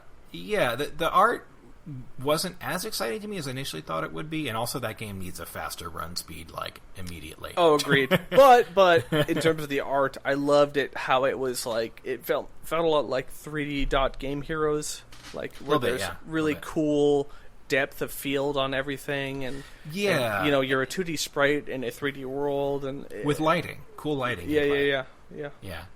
It's kind of one of those, tighten up the graphics on level 3 kind of things. Like, it was like, not quite there, but definitely on the right track. And I actually took the time to do the survey because I was like, this game is great. And did you get the survey, Griff? Yep. Yeah. And I was like, add faster run speed and a couple more things. But I find myself pretty dang excited about that game and the potential it brings. And I think it kind of reminds me of, like, PlayStation Square Enix, where they were doing kind of weird shit that wasn't necessarily perfect in all ways. Agreed, or homogenized. It just was kind of quirky and strange and had its own kind of character and soul. So that's pretty neat. Yeah, I like that a lot about it. It felt unique in a time where we're like, oh, well, we've distilled RPGs down to what they should be. And this one felt, partially throwback, but also, like, partially progressive. And like you were alluding to before, like the dialogue and story and stuff was very interesting. So I liked it a lot. Yeah, I'm really glad it landed for you, Griff, because I was wondering what your impression would be. So. I don't know if it's going to have the hooks to keep me in an 8-character story. Exactly. It's going to be like 17 million hours. So if they can do something to unite all the people really quick and kind of make some good gameplay out of it, then I'll be into it. But if it's 8 stories forever, no, goodbye. Yeah. Yeah, and I wonder if each of those 8 stories will be like a, 3 to 4 hour vignette or how they'll handle it. But there are definitely some unanswered questions and some potential pitfalls. But I had a great time with that demo, and I was like, man, I got my money's worth. I would have paid for this little snippet. Yeah, me too. A cool snippet. I was like, I paid $5 for this. This has been a cool little experience to do. Yeah. So, definitely into it. Mm-hmm. All right, did we finish the games? Did we do all that? I think we got through everything, right? Jamie, anything left? I think so. No. Do we want to talk about anything else? It's like 2 hours. We could bust through some stuff real quick. Bust real through. quick. I mean, we only do this once a month, so, We might as well. Bust! Bust. Bust! What's on your minds? Let me do a hosting thing here. Let me stand up here in my seat. Okay. Oh, Jesus. All right. All right. First and foremost, Nintendo Direct. What the hell happened there? In the What do you Nintendo mean? Direct? Yeah, there's a Nintendo Direct that happened in the last, 2 weeks, and a bunch of shit was shown. Jeff? I'm trying to remember. Well, I think the major things for me was Doom and Wolfenstein 2 on Switch. Exactly. Shit's coming to the Switch. Yeah, that's pretty crazy. And, we've seen Doom since then, and it looks pretty dang solid. I think it's for many, the loss of 60 FPS is going to be a big blow, but it looks good. It looks next gen. Yeah. The particle effects are really good. The lighting was decent. Everything looked super solid. You know why? Why is that? Vulkan. Which the Switch... No, I'm serious. Which the Switch natively supports. And I think that's going to be an ace in the hole for the system because all of these games use or have the ability to easily use Vulkan. So I think you're going to see a couple other games like this making the Switch, quote-unquote, over because of this amazingly efficient API. Cool. It's super cool. And kind of continuing the trend, and this isn't a Nintendo Direct game, nor is it a current gen game, but LA Noire coming to Switch. WTF? Very strange announcement, but also something that I feel like is made for me because I never finished that game and I loved it. Yeah. Yeah, man. It's exciting times. I don't know. I'm super into it. What stood out for you guys? Honestly, the Doom thing was it for me because you guys know what I mean when I'm saying Vulkan, right? No. Yes. Okay, To the metal. Vulkan is an API, and an API is just like a base layer coding thing that allows a game to run on a system. It's other APIs that you might have heard of are DirectX and OpenGL. And the nice thing about Vulkan is it's about twice as efficient as previous APIs. So on my computer, when you're playing Doom and you enable Vulkan, it literally runs at twice the FPS. And when they designed the Switch, the NVIDIA chip that they put into it is capable of understanding and using Vulkan. So I think it's really cool that we might be able to see some fairly demanding games come out on the Switch. Sure, maybe they're at 30 frames per second, maybe they're running at even less than 720p, but I'll pay that price if I can play some of these awesome-looking games on this system. So I think that's really cool. Cool. Yeah, it's definitely exciting. And that might be what it is. I mean, it's certainly, I think they set out in designing this to, have compatibility with all major middleware and engines. And also, as you said, Jamie, having some of that API compatibility is going to be a huge boon and help it kind of punch above its weight class. Or at least work with stuff that can be scaled down in a more easy way, rather than requiring something totally bespoke and custom to be made in order for it to run. Yeah, and apparently Vulkan is very easy to use for the developers, so it's something that I think they're excited about. And neither the PS4 Pro nor the Xbox One X use Vulkan, I believe. It may be the Xbox One X does, I'm not sure about that. But I know for certain the Pro does not understand Vulkan. And it's just because the GPU, or whatever you want to call it, the APU in the PS4 is like a hella old thing at this point that just wasn't designed with that in mind. So, I'm correcting Griffin's spelling. It's a K, mother effer. Okay, sorry. Yeah, that was cool. Super Mario Odyssey. How are you guys feeling about that game? I took a day off of work for it. Oh, dang. So you're in. You're I'm in. very in. Are you going to order your iPhone on the day before? Or Hell the no. day of, rather? Good question. No, I will not. I'll be sticking with my 7 for a while because the 7 is just fine. I'm very excited. I have been all over the map. Like, I find myself being scared at times that it's just not... Because it doesn't look like it's hard at all. It just looks like it's very exploration Do you really focused. want that from your... Why you have Bloodborne, you have XCOM. It's not so much that I want it to be hard, it's just that I don't want it to be purely exploration. Like, I want it to be traversal based. Like, Mario is about traversal, you know? Did you like Mario 64? I did. So, But I did didn't you like like Mario Sunshine. No. Okay. That game was bad. Then you might be... Isn't this the Sunshine team? Yep. Isn't this like... I mean, Yeah. they're all the Sunshine team. No, I mean, isn't there specifically like some difference? Like they were saying on Giant Bomb that this is like the Sunshine team, like as opposed to I don't know how things work in Nintendo, but that's what I heard. No, I think it's all the same team. Like, I think Okay. it's... Yeah, I mean, it's the Sunshine, like, it's the first return to the sandbox style gameplay that was, you know, kind of epitomized in Sunshine, or maybe brought to its breaking point. I don't know, I feel like I find myself wondering at times, like, how much of it is just going to be like, oh, like, wear these outfits to get a moon. Like, That sounds awesome to me. Yeah. If Jeff, you're nervous about it, then I'm 100% in on it because usually that means it's going to be great. Well, no, it's a big departure. It's like 3D World, I think, was great, not because, like, I mean, it was a little too easy. And there's cats. There was cats, but it was a great game. Like, each of those levels was like a great little platforming level. And this Little puzzle is a box, huge... huh? I'm not going to say that. Because they weren't all puzzle boxes. Some of them were. The Toad levels were. But or the stamp levels were, or whatever, but not the regular levels. They were just great little platforming levels. Whereas this is like a big departure. Like, this is explore the worlds and find secrets. And I think that exploring worlds and finding secrets is hard to do well. But I've seen more recent footage that kind of assuages my fears. So I just don't know. Good. I'm I'm kind of- optimistic. I'm excited. I'm ready to play it. Yeah. I've had my pre-order in since June 14th, and I'm ready for that sucker to come to my door. Hell I think I yeah. have a pre-order in. I better check. I don't know. Yeah, I find myself a little trepidatious. It's been a long time since we've had a sandbox style Mario, and I really like Galaxy 2 is an amazing game, but that's not a sandbox. I'm not.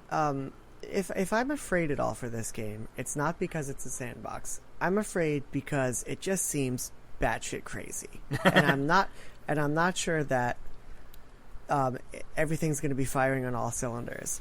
And I like there's a dinosaur and there's humans and you're in Mexico and then there's a dessert place, and I don't know if there's going to be that cohesion that the Galaxy games in particular had for me that I really loved. Mm-hmm. But we'll see.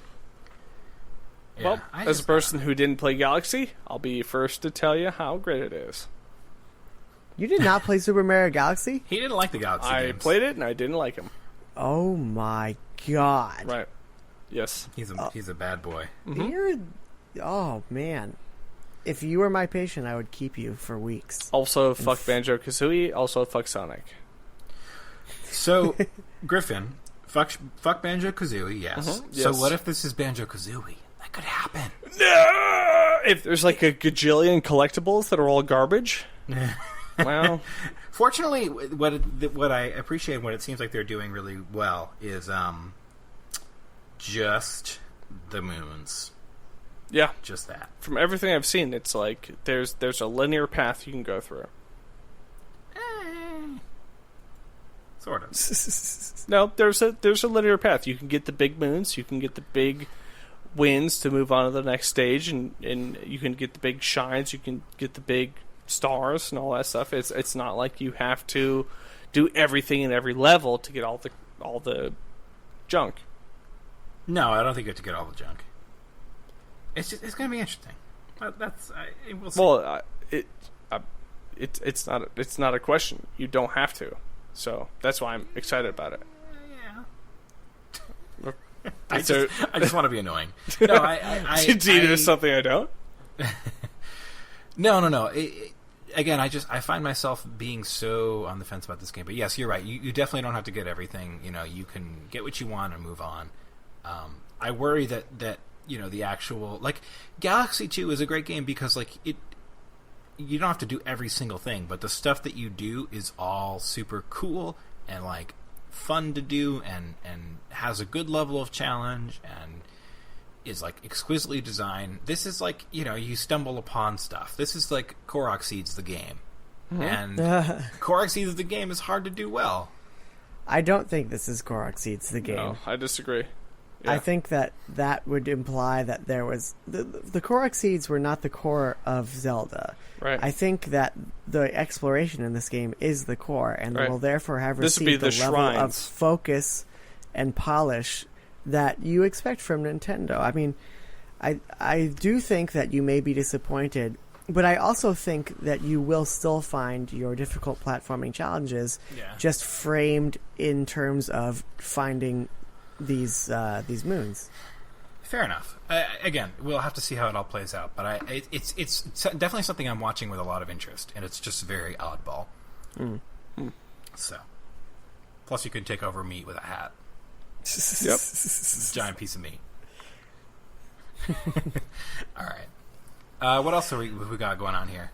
Anything else from that direct that we remember? Even Jesus, not really. There's other stuff in there, but it's cool that Wolfenstein 2 will come out on the Switch. Yeah. I will not play it there, but I think that's cool. Yep. I do think that coming out is contingent upon Doom selling well. I think they could be oh, it's delayed. But yes, it is very cool.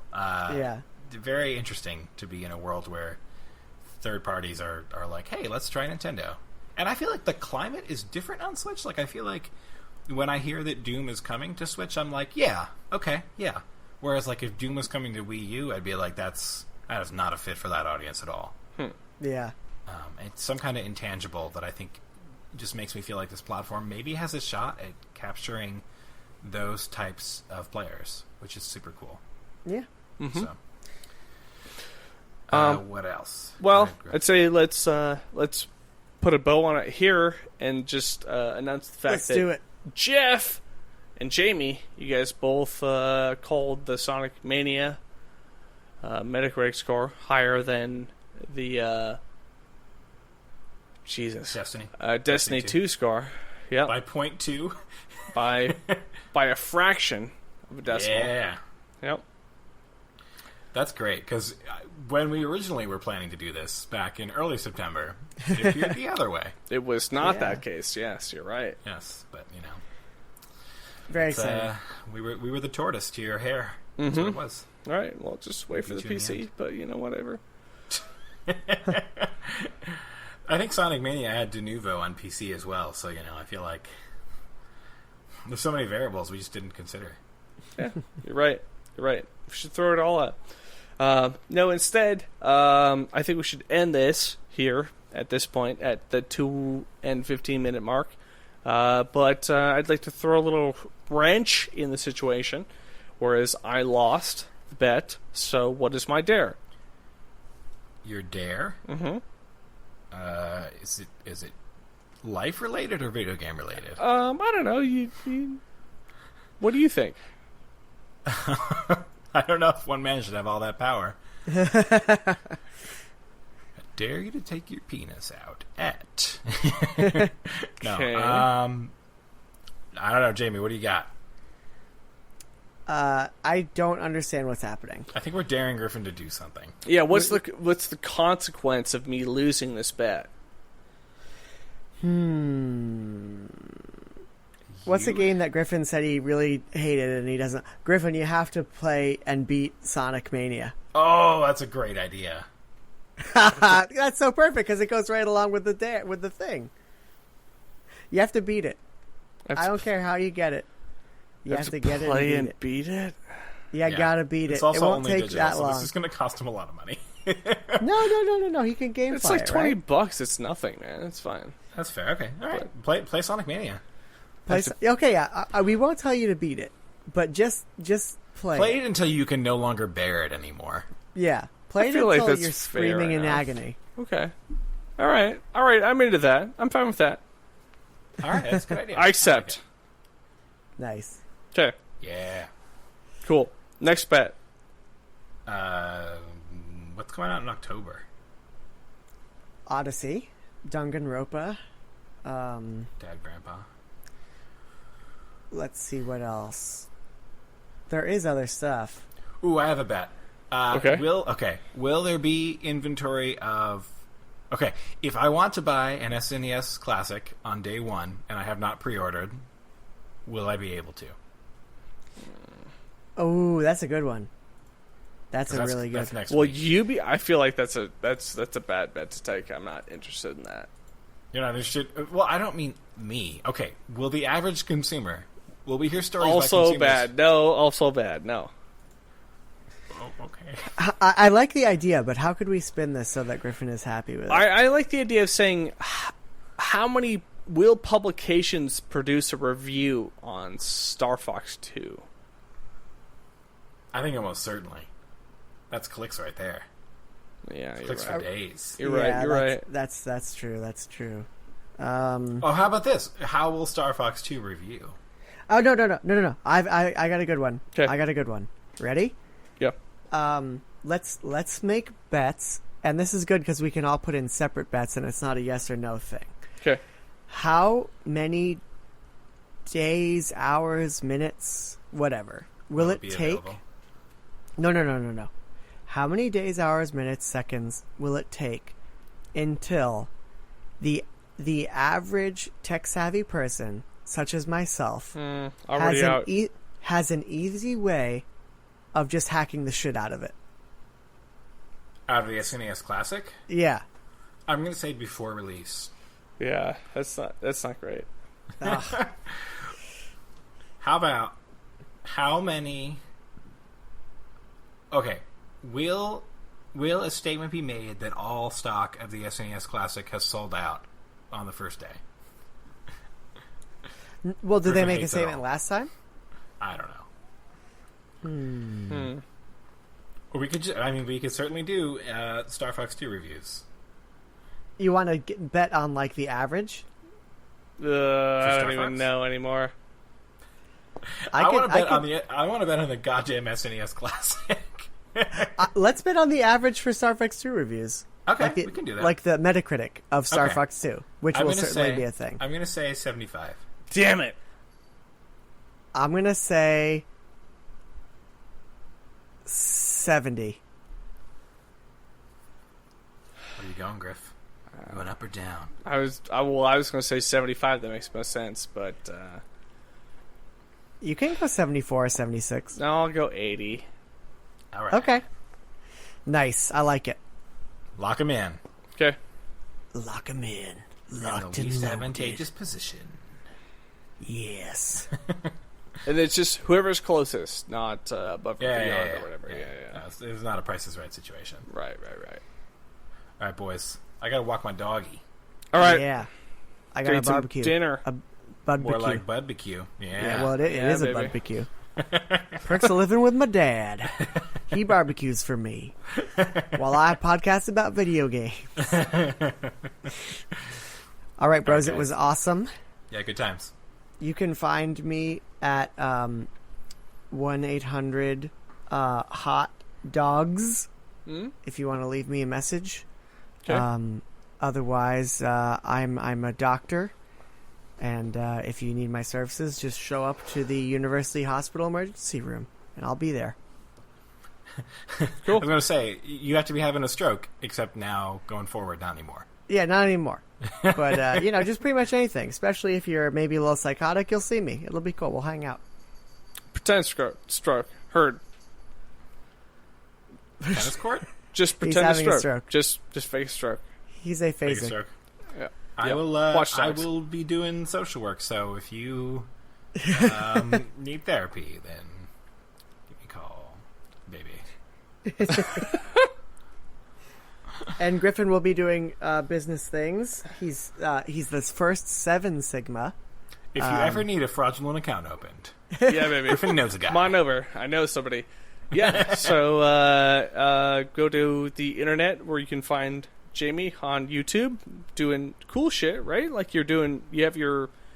I have my things, Danger Toasty. I haven't put a video up recently. Maybe I will again. All right. Jeff, you got anything on the internet? I'm on Twitter at Kineas123. Nothing going on there, really, though. Plug those cats. Oh, okay, fine. My wife has an Instagram, a Catstagram. It's, I think it's Puka Little Prince Fillmore. That's double L. Alvin. So Puka Little Prince Fillmore Alvin. And she posts lots of pictures of her cats. And they're great. They're so good. I'm going to confirm that is what it is. Follow that account. They're so good.